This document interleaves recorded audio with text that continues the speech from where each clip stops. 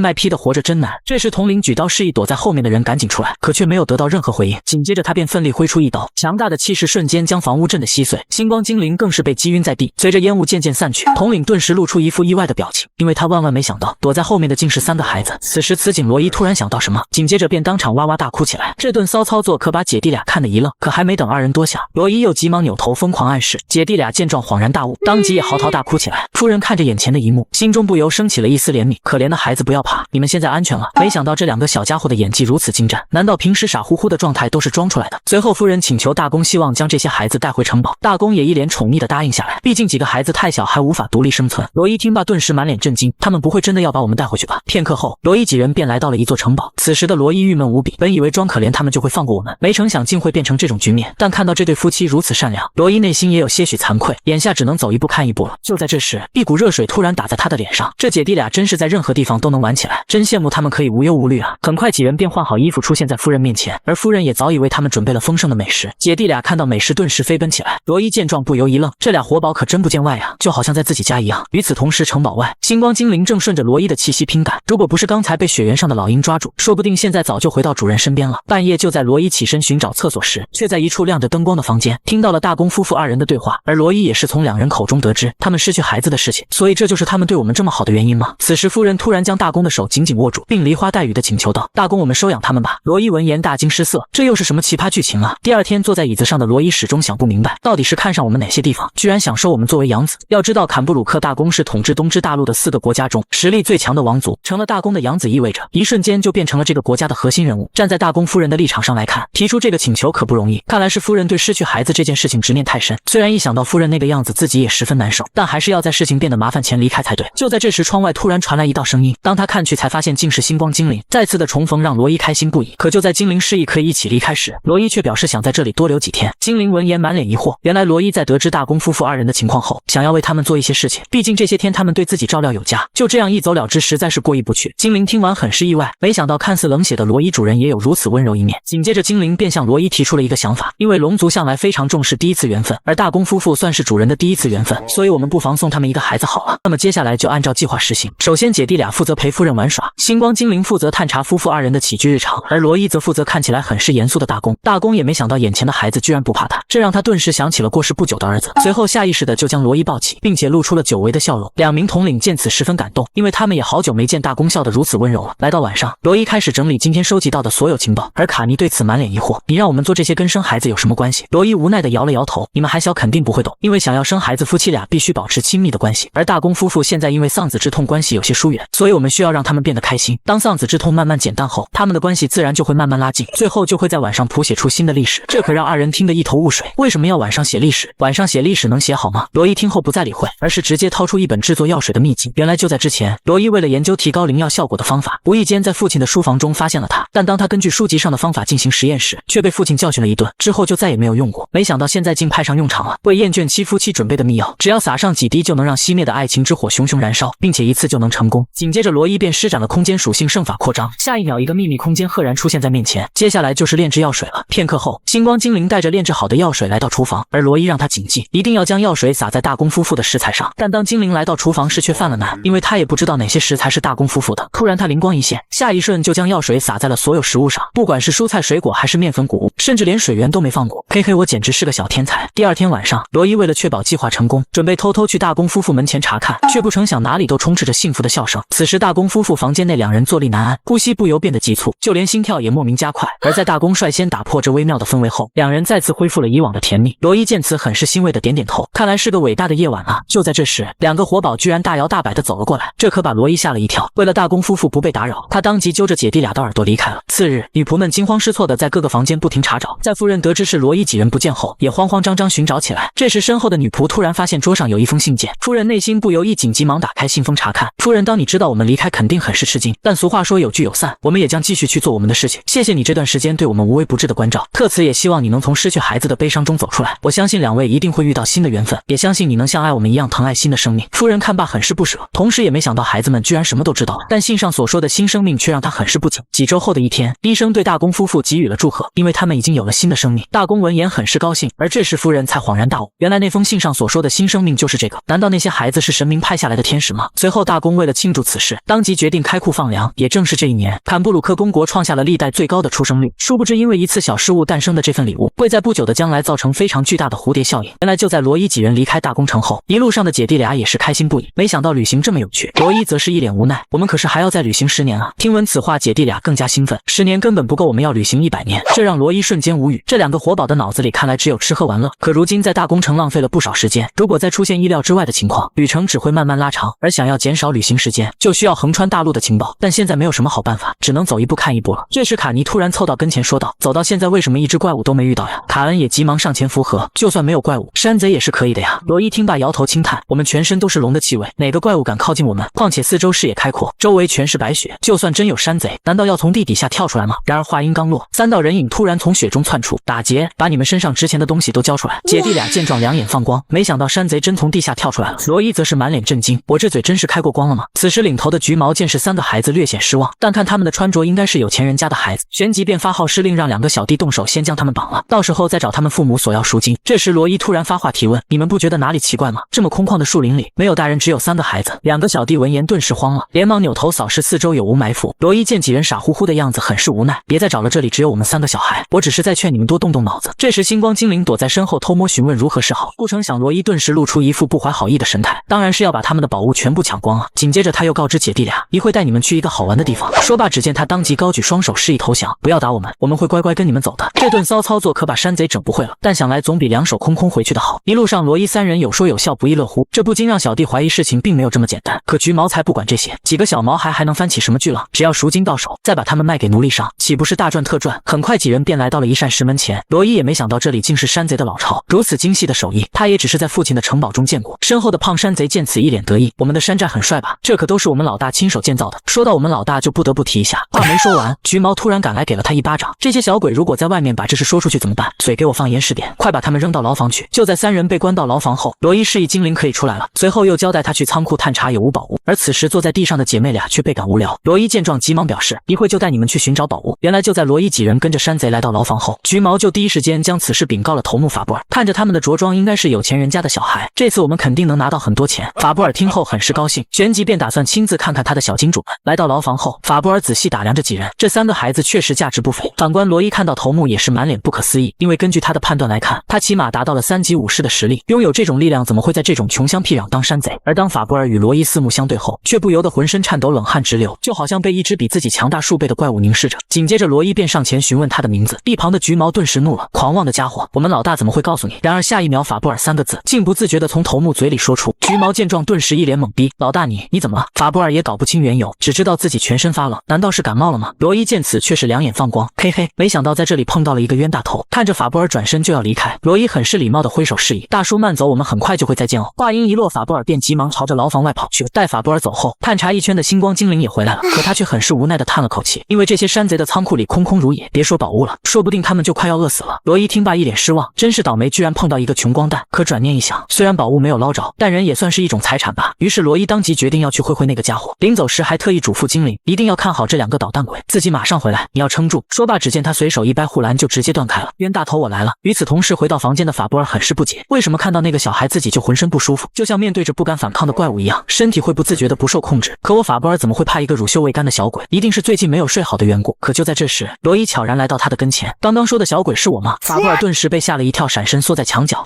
你怎么出来的？罗伊却轻描淡写的表示那里根本困不住自己。说罢便走到法布尔身前嗅了嗅。法布尔见状吓得直接举起800斤的铁锤，并急忙怒喝罗伊不要过来。然而罗伊压根没有理会。法布尔见此不免有些恼火，虽然不知道你是怎么出来的，但这次我饶你一回，你就赶紧回去吧。可罗伊想都没想便直接拒绝了，并且还摆出一副欠揍的姿态说道，有本事你打死我呀！法布尔忍无可忍，直接就挥起手中的铁锤朝罗伊砸去。然而面对这势大力沉的一击，罗伊居然眼睛眨都没眨一下。果不其然，就在铁锤距离他0.05公分时，竟自动停了下来。法布尔自己都感到奇怪，为什么手突然就不听使唤停下来了？罗伊见此还不忘嘲讽，看你长得5大3粗，原来是徒有其表啊！紧接着法布尔再次挥动铁锤，可结果还是如出一辙。不信邪的法布尔开始一股脑的无限输出，直至累得瘫软在地才停下。这让法布尔越来越好奇罗伊的身份，你这家伙到底是谁？罗伊顿时露出一副耐人寻味的笑容，我是谁？你应该早就有了答案吧？就在法布尔一头雾水之际，星光精灵突然哭着跑了过来，因为那两个捣蛋鬼他实在管不住了。法布尔见到精灵后大惊失色，没想到会在这里碰到精灵一族，而精灵也十分疑惑地打量着他。原来是他嗅到法布尔的身上有着约德尔的气味，但是为何会长得如此之高？随后罗伊做出解答，他应该是人类与约德尔的混血儿。至于他为什么长得如此之高，想必是有其他原因吧。这让法布尔很是不解，他们是怎么看出来的？而罗伊则再次表示让他好好回想一下，不想不知道，一想吓一跳。法布尔回想起自己小时候，父亲曾经说过，身为约德尔人必须要记住一件事，如果以后遇到一个让你不寒而栗的人，一定不要回头快跑，如果跑不掉的话，就只能乖乖听从对方的命令。当时的法布尔对此十分不解，并好奇地询问他们到底是谁。父亲闻言急忙捂住他的嘴巴，千万不要胡说八道，因为他们的耳朵随时都能听到我们的声音。如果你非要问我他们是谁，那么他们就是伟大的龙。回过神来的法布尔满脸震惊，所以你们的真实身份是龙。这也让罗伊想起自己刚苏醒时，父亲曾对他说龙族与约德尔人有着密切联系，因为他们对我们犯了大错。原来在很早以前，约德尔人差点让龙族遭受灭族之灾，所以他们只能世世代代受到惩罚，并且还要无条件服从我们命令。紧接着罗伊便命令法布尔，从现在开始你就做我的冤大头吧。突如其来的变故让法布尔瞬间崩溃，罗伊见此也是不断安慰，人生本来就是这样，意外和惊喜说不定会哪个先来。待法布尔内心逐渐平静后，罗伊也一本正经地表达了自己的意图，我想要你做我部下10年。这可把法布尔吓了一跳。紧接着罗伊示意他不必担心，也许用不了10年，只要事情做完马上就会还你自由。听罢法布尔也很好奇到底要做什么，居然需要10年之久，那当然是为了世界和平，送我们安全回家。法布尔顿时满脸疑惑，世界和平和送你们回家有什么关系？随后罗伊给他讲了一个故事，曾经有个人类强者杀死了一条幼龙，而失去孩子的父亲一怒之下毁掉了一个王国。听罢法布尔娇躯一震，这个故事是真的吗？罗伊没有作答，而是继续说道，任何怪物看到幼崽受伤都会发狂，龙也如此，而现在有2个T0级的父亲在等他们的孩子回去，所以稍微不小心世界将会迎来前所未有的灾难。明白过来的法布尔还是不解，为什么如此重要的任务要交给自己？此话一出，罗伊顿时哑口无言，总不能说你是一个听话又好欺负的冤大头吧？思索片刻后，罗伊缓缓开口，因为你是被上天选中的人啊，你看你那结实的肩膀和健壮的身体，勇猛的气势和与之匹配的武艺，最重要的还是一眼就能看出你是一个很讲义气的人。你这么棒，老天选中你不是很正常吗？并且这对于你来说也是一个千载难逢的好机遇。如果你将3只可爱的幼龙平安送回家，到时候肯定有一堆你无法想象的奖励等着你，所以此次任务简直是为你量身打造。在罗伊的一顿 PUA 下，法布尔彻底沦陷了。龙大人，我相信我就是天选之人，我有信心完成此次任务。听罢罗伊顿时露出一抹邪笑，下一瞬，只见数道光芒在法布尔身上环绕，原来这是约德尔和龙族的血之枷锁，只要答应过龙族的约定就一定要完成。法布尔试探性地问道，如果没有完成会怎么样？罗伊微微一笑，其实也没什么了，只是小弟弟不能用了而已。随后罗伊便带着法布尔回到牢房，并与姐弟俩说明了所有情况。姐弟俩见到法布尔很是开心，没想到会碰到这么高的大矮人呢。对此罗伊也是十分好奇。这时法布尔告诉他，自己小时候也与其他人一样矮，但在20岁时偶然吃到了一颗奇异的果实，在昏迷了10天后醒来才发现不仅力气大了，还长高了不少。罗伊听罢满脸震惊，随后急忙询问果实长什么样。法布尔描述完后，他则快速地翻找起来，最终在一个看似骨头形状的果实停下，并向法布尔确认是不是此果。在得到法布尔的肯定答复后，罗伊内心燃起了一团熊熊焰火，如果有了这个，那双胞胎俩在我面前岂不是矮冬瓜了？这时法布尔示意想要去跟部下告别，但罗伊却阻止了他，因为眼下还有一件更重要的事情要做。那就是寻找能让我增高的奇异果实。法布尔听罢满脸慌张，虽然自己知道果实的位置，但果实附近驻扎着很多凶残无比的半兽人，让人无法靠近。闻言，罗伊一脸不屑：“你只要负责把我带到那个地方，剩下的事情我会自己解决。”片刻后，法布尔就带领罗伊几人来到了当初拿到果实的地方，可这里似乎已经成为半兽人的大本营。法布尔记得自己当初来的时候也没几个，随着部落慢慢发展壮大，如今起码也有数百10号半兽人了。但罗伊似乎并不关心这些，他只想知道果实的具体位置。法布尔告诉他，果实就在大本营的正中央，这可把罗伊吓一跳。他们不会早已把果树毁掉了吧？法布尔急忙示意罗伊不必担心，因为那棵树的位置是在地洞里，隐藏得十分隐秘，这些愚蠢的半兽人肯定找不到的。听闻此话，罗伊也是松了口气，随后便扭头对姐弟俩说道：“现在轮到我们上场了。”法布尔见状一脸担忧，血缘半兽人战斗力非比寻常，我们是不是需要好好商议一下？星光精灵闻言打趣道：“大块头，你该不会真以为他们是孩子吧？之所以人们会把龙当作地面上最强的生物，是因为很多种族见到他们都会有一种畏惧心理，血缘半兽人也同样如此。”此时三人已经朝着半兽人的大本营杀去，半兽人也察觉到动静，扭头一看，没想到是3个孩子，但不知为何见到他们身体竟不由颤抖，无法动弹。很快姐弟俩便提剑杀到跟前，卡恩仅仅是一击就击杀了门口的守卫，而卡尼也不逞多让，直接就朝着半兽人堆中杀了过去。其余半兽人见此被吓得疯狂逃窜，这一幕可把法布尔看呆了，而星光精灵却一副习以为常的模样，因为他知道就算是凶残的血缘半兽人，面对顶级捕食者时也会害怕，也会陷入到无限恐惧中丧失战斗意识，所以别看他们现在年轻，但靠着与生俱来的气势就能吓死一大波血缘半兽人，这便是龙的气场。就在这时，法布尔的小弟橘毛找来了这里，为了不引起注意，精灵只好躲了起来。来到跟前的橘毛急忙关切道：“老大，你没事吧？刚才我听到整个峡谷都传出了巨大的声响，想必一定是出大事了。”可当他转身看着浓烟滚滚的半兽人大本营，才反应过来，究竟是何方神圣才会有这么强的实力？法布尔抬手给他指了指，没想到竟是他们抓回来的几个孩子。此时手痒的罗伊也准备活动下身体，下一瞬2只半兽人就被轻松击飞，另一边的姐弟俩更是玩得不亦乐乎，直接配合甩出了一记闪电龙卷风。橘毛见此当即傻眼，没想到抓来的这些小鬼竟如此恐怖，旋即他又急忙拍起了法布尔的马屁，不愧是老大，当时第一时间看到他们就知道他们非常厉害了吧，所以现在才让他们帮我们铲除半兽人，这可把法布尔整不会了。见此，精灵提出让法布尔听他指挥，随后法布尔便哈哈一笑说道：“那是当然，是我拜托他们解决掉血缘半兽人的。”橘毛听罢满脸崇拜，果然高手是高手啊，可他们究竟是什么怪物呀？闻此，精灵十分生气，旋即法布尔也跟着说道：“你说谁是怪物？”说罢，精灵猛地一敲：“笨蛋，你怎么把这句话也跟着说出来了？”法布尔欲言又止，总归你只需要记住一件事，那就是让底下的人不要怠慢他们。与此同时，罗伊几人已经杀到了血缘半兽人领主面前，半兽人领主二话不说就挥棒朝着罗伊砸去，强劲的力道瞬间让周围浓烟滚滚。待烟雾散后，半兽人领主一脸错愕，只见罗伊竟毫发无损地站在面前，旋即无数能量开始慢慢向他手中汇聚，紧接着他奋力挥出一拳，半兽人领主顿时被击飞出去，恐怖的余威更是将山脚震得稀碎，出境不足8秒便当场领了盒饭。罗伊见此一脸失落，身子还没热开就结束了，目睹全程的2人顿时傻眼，现在谁还敢怠慢啊？就在这时，罗伊突然想起山顶上的2个家伙，还不快点下来，傻愣愣的看什么热闹？法布尔见此内心十分忐忑，旋即便扭头询问橘毛要不要一同前往，没想到橘毛却犹豫了，还是老大自己去吧，我还有其他事情处理。画面一转，法布尔傻呵呵的来到罗伊跟前，龙大人，你有什么吩咐？见此，罗伊开门见山的说道：“我的格劳普鲁特果在哪？”片刻后，法布尔便带着罗伊来到几块巨石前，而眼前的小洞口则是他当年发现果实的地方。紧接着，法布尔二话不说俯下身子就要领路，多次尝试后，法布尔才发现洞口居然变小了，这可把罗伊看呆了，难道没想过是自己变大了吗？随后罗伊便示意法布尔原地守候，自己一人前往就行。很快就在罗伊穿过一条狭窄的隧道后，一棵闪闪发光的植物赫然出现在他眼前。没错，这便是皆有格劳普鲁特的果树，是一种可以让人长高的灵药。然而下一刻，罗伊却察觉到一丝不对，因为他发现手中的果实只有图鉴书中1/4的大小。罗伊见此一阵失落，看来要等他长大成熟，至少还需200年左右。现在吃了没有成熟的果实，效果不仅会大打折扣，没准还会遭到反噬，这让罗伊顿时不知如何是好。片刻后，罗伊便从洞里走了出来。法布尔见状，急忙询问里面的情况。从罗伊口中得知，果树确实就在里面，但果实还没完全成熟，眼下只能慢慢等它熟了。这时法布尔突然一脸担忧地问道：“如果就这样放着，会不会被人偷走？”罗伊闻言顿时面目狰狞，我倒想看看是哪个不长眼的想找刺激。原来罗伊早就在洞口设下了一道防御圣法，并且还立了一块牌匾警告，但为了确保万无一失，眼下还是要加派一些人手才行。旋即他便示意法布尔将小弟全部找来。片刻后，接到指令的小弟们迅速在洞口集结。看着眼前没有一点山贼样子的小弟，罗伊很是失望，怎么一个有用的家伙都没有？但一想到未来能高人一头，罗伊当即决定要花些时间让他们变强。而此时的小弟们对这次的集结很是疑惑，难道帮主要带我们搞票大的？可橘毛的内心却是十分不安，这家伙到底有什么阴谋？这时一道洪亮的声音吸引了众人的注意：“亲爱的斧头帮成员们，接下来我将宣布一件重要的事情，那就是从今天起解散斧头帮。”小弟们闻言满脸震惊，橘毛更是第一时间跑到法布尔面前质问道：“老大，这是怎么回事？这个决定你也同意了吗？”可还没等法布尔解释，罗伊便把看着天真烂漫、人畜无害的双胞胎叫到跟前。随着罗伊的一声指令，姐弟俩当即即抄着家伙热起了身。橘毛见状顿感不妙，这是要做什么？你们别过来呀！话音刚落，只听砰的一声，木棍便狠狠地落在几人头上，而罗伊则在后面不停指挥，使劲打碗上加鸡腿。法布尔看着眼前的一幕，满脸无奈。兄弟们，老大也无能为力啊。片刻后，看着满地不断哀嚎的景象，罗伊对姐弟俩的表现给予了肯定，旋即又不紧不慢地说道：“大家都看到了吧？这就是现实。你们一群大男人居然连2个小孩子都打不过，怎么好意思当山贼的？但是不必担心，好在你们遇到了我，接下来我一定会全力好好改造你们的。”在接下来的几天里，山谷中时不时响起惨绝人寰的哀嚎。这天，罗伊对他们的表现很是不满：“你们的眼睛都是装饰品吗？东西到了眼前都不躲开。”看着眼前抱头痛哭的山贼，罗伊很是无奈，于是当即决定原地休息10分钟。胖子也没想到训练居然比减肥还要痛苦，眼下更是让他产生了逃跑的想法。可橘毛却一脸严肃地告诉他，上一个逃跑的军姿都站2天了。胖子听罢顿时气急败坏，哇靠，我们又不是士兵，为什么要接受这种训练？然而橘毛却起身微笑起来，每天在挨完一顿毒打后还能见到明天的太阳，也算是一件幸福的事情啊。闻此，胖子哭得更伤心了，可他却不明白为什么我们每天挨打，身体不仅没有越来越差，到了第2天居然还能活蹦乱跳。在背后偷听的罗伊则是毫不意外，因为罗伊每天晚上都会给他们喝下自己熬制的高级药水，只要睡完一觉就能马上恢复体力。不仅如此，每次训练时罗伊还会给他们用上精神系的胜法，所以就算他们很累也不会偷懒。除此之外，罗伊甚至将从父亲书房里拿出来的武功秘籍也毫无保留地传授给了他们。虽然用在这种弱鸡身上有些可惜，但为了让他们短时间内变强，这也是没有办法的事情，只能便宜他们了。随后罗伊询问法布尔事情办得如何，法布尔表示一切都很顺利。罗伊听罢很是满意，并要求他们做好准备，因为接下来还有一个十分刺激的训练。黑燕为了让幼崽生存变强，都会这么做。虽然法布尔没有明白罗伊的用意，但内心却是有种不祥预感。片刻后，山贼们全都背着一个大大的包袱来到了集合的地方，他们十分好奇里面装着什么东西。可就在这时，一道震耳欲聋的大喝吸引了众人的注意。只见一辆投石车从众人身旁跑过，最终停在悬崖边上。看着气喘吁吁的法布尔，橘毛一脸不解：“老大，我们这是要攻城拔寨吗？”罗伊闻此也没废话，直接请出卡尼要为大家解惑。接到指令后，卡尼便兴冲冲地朝着投石车方向跑去。下一秒，他便坐在了投掷石头的位置。众人见状满脸震惊，他该不是要把自己抛出去吧？不出所料，随着卡尼准备结束，罗伊当即一声令下，下一瞬卡尼就如同炮弹般径直地朝悬崖射出。此时的卡尼心里乐开了花，简直太好玩了。然而底下的山贼却认为这是疯了。法布尔见此也彻底幡然醒悟，原来他所说的让幼崽变强就是将他们从悬崖推出去。可看着卡尼距离地面越来越低，山贼们吓得不禁冷汗直流。就在众人以为要完蛋之际，卡尼及时拉开了身后的背包。山贼们见状再次震惊，还能这样玩的吗？这时罗伊却一脸风轻云淡地说道：“大家都看清了吧？只需要像石头一样飞出去，然后在落地前打开降落伞就行。”山贼们听罢一阵无语。见状，罗伊又找来卡恩再示范一次，而卡恩也和卡尼一样，完美地展示了整套流程的做法。罗伊看着卡恩的降落点若有所思，虽然体重可能会影响每个人降落的地点远近，不过也都会落在果实附近。有了这个，就可以趁小偷偷走果实前，第一时间到达现场了。旋即罗伊便扭头示意众人：“怎么样，很容易吧？接下来就轮到你们喽！”山贼听罢顿时瑟瑟发抖，胖子更是害怕的掉头就跑，但他怎么可能逃脱罗伊的手掌心？随着罗伊手指轻轻一打，下一瞬一道空间圣法顿时出现在胖子身前，可胖子来不及反应，便一头撞了上去。罗伊示意他们不用害怕，只要鼓足勇气就一定没问题的。可山贼们却不高兴了：“你有没有考虑过我们的感受？哪个正常人会做这么疯狂的事情？”听罢，罗伊便扭头朝着身旁的法布尔看去，必须要有个正常人示范一下，你们才会明白吗？法布尔当即看穿了罗伊的意图，紧接着急忙摆手说道：“人家只是看上去十分闷，实际胆子非常小。”然而罗伊不仅没有理睬，还向后面的山贼小弟们挑唆道：“你们的老大说自己胆子小，我们用投石车锻炼锻炼他的胆量好不好？”话音一落，所有山贼一窝蜂地朝着法布尔逼近。“我们经历的这一切都是因为老大，就连投石车都是你造出来，你也一定要亲自体验一番。”说罢就如同饿狼扑食般直接将法布尔团团围住。尽管法布尔一再奋力反抗，可终究双拳难敌四手，法布尔就这样被自己的小弟亲自架到了投石车上。不等罗伊下令，下一瞬法布尔便在空中不断哀嚎起来。此时的罗伊在悬崖边默默地注视着一切，他块头这么大，没想到也能顺利飞出去。紧接着他又扭头朝着身后的山贼笑道：“这下总可以了吧？那么现在谁先来试试？”听罢刚刚还一脸兴奋的山贼顿时泪流满面，下一刻寂静的山谷里便传来了一声声惨烈的尖叫。很快时间过去了4周，此时的罗伊又陷入了苦恼之中。我准备的这些真的够吗？虽然这本基础无法秘籍很不错，可一旦遇到一些厉害的家伙，我的格劳普鲁特国肯定会被抢走的。为了确保万无一失，罗伊又将英雄王的无法秘籍掏出准备传授给众人。可打开后的罗伊却十分头疼，因为这本书里面的理论知识太难，就连他自己都看不懂。就在这时，姐弟俩突然出现在他身后，这可把罗伊吓了一跳。此时卡恩见到书桌上的无法书一脸疑惑：“罗伊，你在学习吗？无法书很无趣的。”罗伊听完十分好奇：“你们见过这种无法书吗？”当得知姐弟俩不仅看过还背下来不少后，罗伊顿时露出了一抹邪笑。龙族的宝库中一定藏有不少高级无法，他们肯定也有背过。于是他当即对姐弟俩提议：“你们动手写出来比较一下如何？”姐弟俩一听十分抗拒：“为什么要写出来？写字很麻烦的。”罗伊见此只好换了一种说法：“那你们来比赛看谁写的又多又好如何？”这顿时让姐弟俩来了兴趣。很好，今天我就要和他分出胜负。说完，俩傻龙便化身无情机器，疯狂地地写了起来。片刻后，姐弟俩各自抱着厚厚的无法秘籍来到罗伊面前，见两人写得这么快，罗伊也是满脸不可思议，这不禁让他怀疑这俩傻龙是不是随便写的。可当他仔细查看后，才发现这姐弟俩不仅写得完完整整，还足足有11本之多。见罗伊看完后，姐弟俩急忙询问比赛结果。罗伊见此义正言辞地说道：“这次比赛是平手，卡尼虽然写了6本，但卡恩写的无法内容更好，所以你们是平局。”就在这时，精灵突然飞来禀告罗伊：“主人，你吩咐我的事情顺利完成了，法布尔那边也快结束了。”罗伊听罢很是满意，如今高级无法秘籍也有了，现在也是时候收尾离开了。2周后，随着橘毛的一声大喝，山贼们瞬间有条不紊地集结完毕。在罗伊的严格调教下，他们如今不仅有了军队般的纪律，还变成了强壮无比的高手。罗伊内心感到十分欣慰，这段时间下来没有一个人掉队，我对你们的毅力十分敬佩，大家辛苦了。我想大家肯定好奇，为什么要接受这样的魔鬼训练？那是因为……话没说完，一道刺眼的金光瞬间亮起，山贼们看着眼前出现的东西，满脸震惊。只见罗伊所在处竟降临了一个神圣的天使，神圣的天使降临人间，竟要和山贼们达成约定。可山贼们不知道的是，眼前看似宛如神明的天使，实则是3只小鬼利用折射创造出的幻象。难道我们真的是被潘森选中的人吗？传说在很久以前，潘森是第一个把剑指向魔族的神，死在他手里的魔族更是不计其数，因此他也被人们称之为战争之神。可如今伟大的战神却现身表示选中了他们，这让山贼们的内心开始动摇。殊不知此刻在战神内部的罗伊却是忙得不可开交，因为利用空间圣法折射出来的幻象已经快维持不了多长时间了。好在这时一旁的姐弟俩出手相助，最终在2人的雷电加持下才堪堪稳住局势。罗伊见此长出了口气，没想到这姐弟俩关键时刻一点也不掉链子，而现在罗伊也可以专心致志地扩张空间，然后再利用力量属性控制大气来让幻象与自己同步。没错，你们都是被我选中之人，因此你们也会背负上艰巨的使命，那就是为未来降临的灾难提前做准备。你们要成为那个未来点亮黑暗之光的人。这不禁让众山贼开始自我怀疑，自己真能成为那样的人吗？眼看众山贼马上上钩，那么现在只要再利用精神圣法，在他们眼前做样子，事情就大功告成了。说罢，只见战神抬手发射出数道红色光芒，下一秒一连串闪烁的古文便不断在山贼们的身上环绕。不出所料，山贼们见此纷纷发出了向往的呐喊。星光精灵眼看时机成熟，便开始了下一步计划。按照罗伊的吩咐，他先是飞到了一棵小树苗前，随后便将手里的生长药剂向着树苗根部全部倒去。很快在小树苗吸收完药水后，下一秒便成长为了参天大树。不明真相的山贼满脸震惊。这时战神突然开口表示，这便是我跟你们的承诺与约定。说罢他又指向不远处的山体，这个举动让山贼们感到非常疑惑。就在众人愣神之际，罗伊又急忙示意法布尔赶紧行动。收到指令的法布尔当即举起800斤的铁锤，下一秒便狠狠地朝着山体砸去，刹那间山体就崩裂开来，紧接着一个洞穴便赫然出现在众人眼前。随后战神表示，只要通过洞穴试炼的人就会得到战神的祝福和奖励。听罢，山贼们个个如同打了鸡血一般，齐刷刷地高喊着我要成功。殊不知这一切都是罗伊的安排，而山洞内也早就提前准备好了姐弟俩写出的高级无法秘籍，但同时也有法布尔布置的各种陷阱，所以想获得奖励并不是一件容易的事情。最后在战神留下一句只要树在我就会再回来之后，他便在众人眼前消散了。而此刻的一众山贼们都已经开始幻想，以后我也会是战神的存在吗？罗伊看着眼前的景象十分满意，不得不说我简直就是一个天才啊。紧接着又对其他人表达了感谢。法布尔见此更是一阵无语，因为他知道兄弟们肯定把这些事当真，也一定会将那棵树奉为神树，甚至会不惜性命去守护它。最可怜的还是他们不知道自己已经彻底沦为看家的小狗了。想到这，法布尔突然虎躯一震，如果他们是小狗，那自己岂不是狗中之王了吗？我的命真苦啊。片刻后，罗伊示意法布尔是时候离开了，随后几人便再次踏上了回家的征程。与此同时，银花城内此刻的杰纳洛克正心事重重地看着龙族所在的大陆，不知道罗伊有没有好好吃饭。想到这些，他不禁懊恼起来，真不该将罗伊一个人留在家里。可最让他气愤的是，自己的父亲竟不管孙子独自快活去了，哪怕他能回去看一眼，自己也会安心许多。思索片刻后，杰纳洛克的脑海里突然产生了一个大胆的想法，那就是自己偷偷溜回去。就在杰纳洛克准备偷偷离开银花城时，身后的一道声音打断了他：你干嘛那么着急？难道你想丢下神圣的义务逃跑吗？说话者正是双胞胎龙的父亲卡洛斯，同时他也是拥有 T0级雷属性的存在。杰纳洛克闻此心虚的表示，怎么会呢？逃跑是不可能逃跑的。不过话说回来，你站在那里做什么？卡洛斯虽嘴上没有将他拆穿，但举手投足间都表现出了一副心知肚明的姿态。被看穿的杰纳洛克不禁有些恼怒，并示意他赶紧离开。然而卡洛斯却假装没有听见他的催促，只是哼着小曲悠闲的四处走动。就在这时，桌面上的水晶球突然吸引了他的注意。别担心，我只是看你无聊才过来陪你的。说罢，他往水晶球中注入一丝魔力，只见下一秒罗伊的身影便浮现在球中。看来是又在担心罗伊啊。虽然杰纳洛克没有说话，但从他的表情中却清楚了一切。所以你是打算偷偷溜出去看罗伊吧？这下轮到杰纳洛克装傻充愣了，但奈何他的演技十分浮夸，这不禁让一旁的卡洛斯发出了咯咯咯的嘲笑。随后卡洛斯提醒道，你应该知道举行继承仪式时禁止私自离开吧？如果被发现了怎么办？杰纳洛克听罢一想，也是，毕竟那些元老们可不是吃素的，被发现也只是时间问题。卡洛斯十分好奇，孩子们在家有什么好担心的？杰纳洛克却反问道，难道你不担心吗？卡洛斯毫不犹豫地表示，卡恩和卡尼我一点都不担心，你也知道我家孩子很喜欢罗伊，来时我早已经和他们说好，无聊时就去找罗伊玩。罗伊的脑子那么聪明，肯定比我更能照顾好卡恩和卡尼的。面对如此的厚颜无耻，杰纳洛克竟不知该说如何是好。随后卡洛斯突然一本正经起来：“杰纳洛克，你是不是太过度保护罗伊了？你也不想想，罗伊可不是普通的小龙，他不仅仅有4种属性元素，他的思考方式和做事风格可一点也不比一般的成年龙差。你家的龙孩子最好养了，这可是你的福分啊！”话虽如此，可杰纳洛克还是放心不下。卡洛斯继续劝解道：“说不定罗伊很享受现在没有你的生活呢，所以不必太过担心，把心思都放在继承仪式上吧。对了，你也不用担心双胞胎会欺负罗伊，我叮嘱过他们一定要好好听罗伊的话。”说到这，杰纳洛克突然开口反驳道：“你家的双胞胎脾气跟你一样，听话才怪。”然而卡洛斯却早有安排，我知道他们肯定会闯祸，不过我还叮嘱过他们，如果一旦真出了事，不要自己解决，一定要统统交给罗伊处理。听闻此话，杰纳洛克整个龙都不好了。然而一旁的卡洛斯还在为此沾沾自喜，可想而知，下一秒一声惨烈的尖叫在整个银花城响起。与此同时，此刻的罗伊显然有些不耐烦了，因为姐弟俩为了让他陪2人玩耍，已经喊了1天了。罗伊对此也是无可奈何。看到罗伊妥协后，姐弟俩开心地扑到了罗伊怀里。我上辈子到底造了什么孽啊？就在这时，一道声音从不远处传来，只见法布尔驾着一辆马车赶到。原来罗伊为了能够尽快回家，便事先吩咐法布尔去找辆交通工具。见此，罗伊很是满意，旋即他便询问法布尔距这最近的西边港口在哪。从法布尔口中得知是曼哈顿下城，那里和秋之大陆来往频繁，很容易就能找到船只。而罗伊又询问他去那里需要多久，法布尔告诉他按照目前的速度需要半年，但考虑到环境因素可能得1年之久了。罗伊闻此有些出乎意料，没想到会花费这么长时间，如果能找到一个更快的交通工具，说不定就能很快穿过东之大陆了。法布尔沉思片刻，支支吾吾地说道：“东之大陆经常下雪，雪马已经是最快的交通工具了，除非能联系到其他的龙。”罗伊听罢，眼神顿时变得锐利。法布尔见此急忙解释：“不是那个意思，我是说如果你在大陆上有认识的龙，可以拜托他送你回家。”罗伊听罢茅塞顿开，就算是东之大陆应该也有隐居的龙，找他们帮忙送我们回去不就行了吗？可自己哪里认识其他龙啊？于是他转头询问星光精灵有没有认识的龙，在精灵明确表达不认识后，姐弟俩也一本正经地表示没有。罗伊心里明白，如果有其他龙的帮助，肯定能大大缩短回家的时间，也许找龙是一个不错的方法。这时法布尔突然提议道：“罗伊大人，我听说过一些龙的传说，不妨我们先往西边方向赶路，也许在路过的城镇中可以打听到一些消息。”听罢，罗伊当即应允了法布尔的提议，接下来就向西边的城镇出发吧。随着天色渐渐变暗，法布尔示意罗伊，由于距离下一个城镇很远，所以我们要在附近找个地方扎营了。画面一转，在找好睡觉的地方后，法布尔先是生好柴火，又抓了3只雪兔，准备将罗伊几人的肚子填饱。随着那雪兔散发的香味扑鼻而来，姐弟俩竟不自觉地流下口水。于是2人焦急地询问可爱的兔兔什么时候烤熟。法布尔则告诉他们不要着急，往往美味的食物都需搭配特制的调料，这样吃起来才能有滋有味。吃吧，老法家的秘制烤兔新鲜出炉。见此，姐弟俩直接大口吃了起来。而罗伊在吃下一口后也不禁神情一震，没想到你小子的记忆不错呀。随后他突然话锋一转，又向法布尔提问起一路上有没有打听到龙的消息。法布尔告诉他，在刚才路过的城镇里，一名猎人那听说20年前他的村子里曾出现过像龙的怪物，可下一秒一根吃剩的骨头就朝他砸来。显然罗伊对他口中说的怪物2字很是气愤。对于大陆上最神秘高贵的龙族来说，他们根本无法忍受别人把自己和怪物联系在一起。见此情景，法布尔急忙改口，那猎人说20年前村子里好像出现过疑似龙大人的高贵生物，据说他的体型像房子一样高，叫声也非常大。罗伊听罢不禁发出一声轻叹，就这点情报还不能确定是龙，毕竟那都是20年前的事情了，说不定会是谣言。就在这时，法布尔突然想起什么，对了，我还听说附近的贵族也在派大量的士兵调查这件事，甚至还雇了捕猎魔兽的佣兵，可那些派出去的佣兵一个都没有回来，传言他们都死在了同一个地方——凯西塔沃山。自那以后，凯西塔沃山上不断发生失踪事件，现在人们都不敢前往那座山了。罗伊听罢陷入沉思，从法布尔的情报来看，那座山上一定存在着什么。想罢，他的脸上顿时露出一抹耐人寻味的笑容，正巧路过的时候可以去看看，就算不是龙，想必也是一个有趣的东西。就在这时，身后的异响突然吸引了罗伊的注意。法布尔见状满脸疑惑，罗伊则告诉他附近有人。法布尔听罢瞬间抡起800斤的铁锤，并自信满满的表示他来处理。随后他便朝着四周大喊赶紧出来。这时一道声音突然传来，你们不用这么戒备。说罢，只见一个身披长袍的人从树林中缓缓走来，来人名叫雅各布·特鲁根，路过时发现这里有火，所以过来查看。罗伊在听到名字后不由一愣，因为特鲁根这个姓氏听起来有点耳熟，好像在什么时候听过。这时雅各布一脸和善的询问可不可以借火暖暖身子，法布尔则当即拒绝了他的请求。而在雅各布看到柴火旁的姐弟俩后，也不好意思的挠了挠头，确实在有小孩子的情况下，这么晚让一个陌生人加入总会让人不安吧。待雅各布走后，法布尔一脸期待的等着罗伊的夸奖，然而罗伊却还在不断的嘀咕着特鲁根这个名字。就在这时，他突然想到什么，下一秒他便急忙吩咐法布尔去把人追回来。法布尔刚想询问发生了什么，可看到罗伊马上就要发怒的神情，他二话不说便冲了出去。如果他真的是自己想的那个特鲁根，那么现在必须要抓住他才行。原来罗伊想起打败杰纳洛克的勇者小队里其中一名能召唤光雷虎的成员拉维纳，他的姓氏就是特鲁根。如若刚才那人就是拉维纳的祖先的话，可不能就让他这么走了。片刻后，在法布尔的连忙劝说下，雅各布也终于跟着他回来了。看着紧盯自己不放的罗伊，雅各布充满疑惑，怎么了吗？我脸上是沾了什么东西吗？罗伊直接表示能在这么偏僻的地方一人行路，你的实力应该很很不错吧？雅各布听罢哈哈一笑，我的确是一个人，但也不是一个人。这可把三龙听得一头雾水，看着几人疑惑的表情，雅各布随即吹响口哨。见此情景，罗伊不禁一惊，精神属性力量虽然很淡，但里面有精神属性的魔力。与此同时，法布尔看着天空中出现的生物，满脸不可思议。下一刻，只见一头6亿血鹰顿时停落在众人面前。法布尔见状，急忙掏出铁锤防备，只因他一眼便认出这是以凶恶著称的6亿血鸟。这时雅各布却示意他不必担心，这只6亿血鸟是我操纵的召唤兽，它的名字叫阿奇。法布尔闻言不禁有些好奇，要知道这种猛兽可是出了名的凶狠，成年的6亿血鸟更是比肩飞龙的存在。从雅各布口中得知，这只血鸟是他从小养到大的，所以他很听自己的话。法布尔听罢当即反应过来，你是一名驯兽师对吗？雅各布不好意思地点了点头，并谦虚地表示还有很多不足。目睹全程的罗伊陷入沉思，姓特鲁根的驯兽师，难道这家伙真的是拉比娜的祖先吗？为了印证心中的猜想，罗伊上前询问他有没有结婚。雅各布摇了摇头，紧接着又询问他家中是否还有兄弟姐妹，或者用特鲁根姓氏的亲戚。雅各布则表示自己是独生子，用特鲁根姓的只有我和我的父亲。果然没错，就是这个家伙，他就是父亲未来的敌人。而雅各布对罗伊的突然发问有些好奇，殊不知罗伊的内心早就打起小算盘，虽然直接将他杀了有些不好，但也许让他生不了娃是个不错的想法。这让一旁的雅各布莫名的感受到一丝凉意。法布尔见状便邀请他到柴火前取暖，可就在这时，不远处的一幕吸引了他的注意。只见姐弟俩不知何时竟跑到阿奇身前，见此雅各布顿时被吓出一身冷汗，你们靠太近了，他可是很危险的。然而事实却超出了他的意料，雅各布顿时傻眼了，这可是以凶恶著称的最强猛兽啊！很快罗伊就将姐弟俩抓了下来，并且示意二人不要调皮。而身前的阿奇看到罗伊着实吓了一跳，因为他能明显感知到罗伊身上散发的恐怖气息。察觉到危险的阿奇张牙舞爪的飞到半空，雅各布见状大呼不好，6亿血鸟失控了，大家快跑！然而下一秒他却老老实实的躺在地上一动不动，更是在罗伊的爱抚下撒起了娇，这可把雅各布看呆了。没想到阿奇还有不为我知的一面。看着眼前一片和谐的场景，雅各布好奇的向法布尔询问他们到底什么来头。法布尔则一脸心虚的告诉他，3个孩子都是自己的侄子。第二天，法布尔收拾好行李准备再次启程，这时雅各布上前表达了感谢，感谢你们一晚上的收留，如今还顺路带我一起同行，真是不知道该如何报答你们啊。法布尔只是尴尬的笑了笑，殊不知这可是罗伊给他下的死命令。随后在罗伊的催促下，几人便一同朝着下个地方赶去，而阿奇则是跟在他们身后。路途中，罗伊询问雅各布要去什么地方，雅各布则毫无戒备地告诉他是去西边的凯西塔沃山。闻此，罗伊有些好奇，为什么要去那里？雅各布一想到那个地方，嘴角不禁上扬，因为那里说不定有个能实现我梦想的东西。罗伊听罢似乎猜到了答案，因为据他所知，那座山上只有关于龙的传闻。果不其然，雅各布的终极梦想就是驯服一条号称地表最强的龙。闻此，法布尔顿时冷汗直流，小子你好自为之吧。紧接着雅各布又自顾自地畅想起来，只要能驯服一条龙，那我可就变成驯龙师了，想想就好激动啊。殊不知此时罗伊的眼神中早已充满了杀意。随后法布尔急忙示意他，这个梦想很危险，搞不好要死人的。然而雅各布不仅没领会到他的用意，反而还自信满满地表示一定会完成的，这让罗伊开始考虑要不要现在就把他杀掉。可转念一想，还是再等一等，因为根据他对雅各布生涯的判断，凯西塔沃山上的东西肯定不是龙，而是雷虎。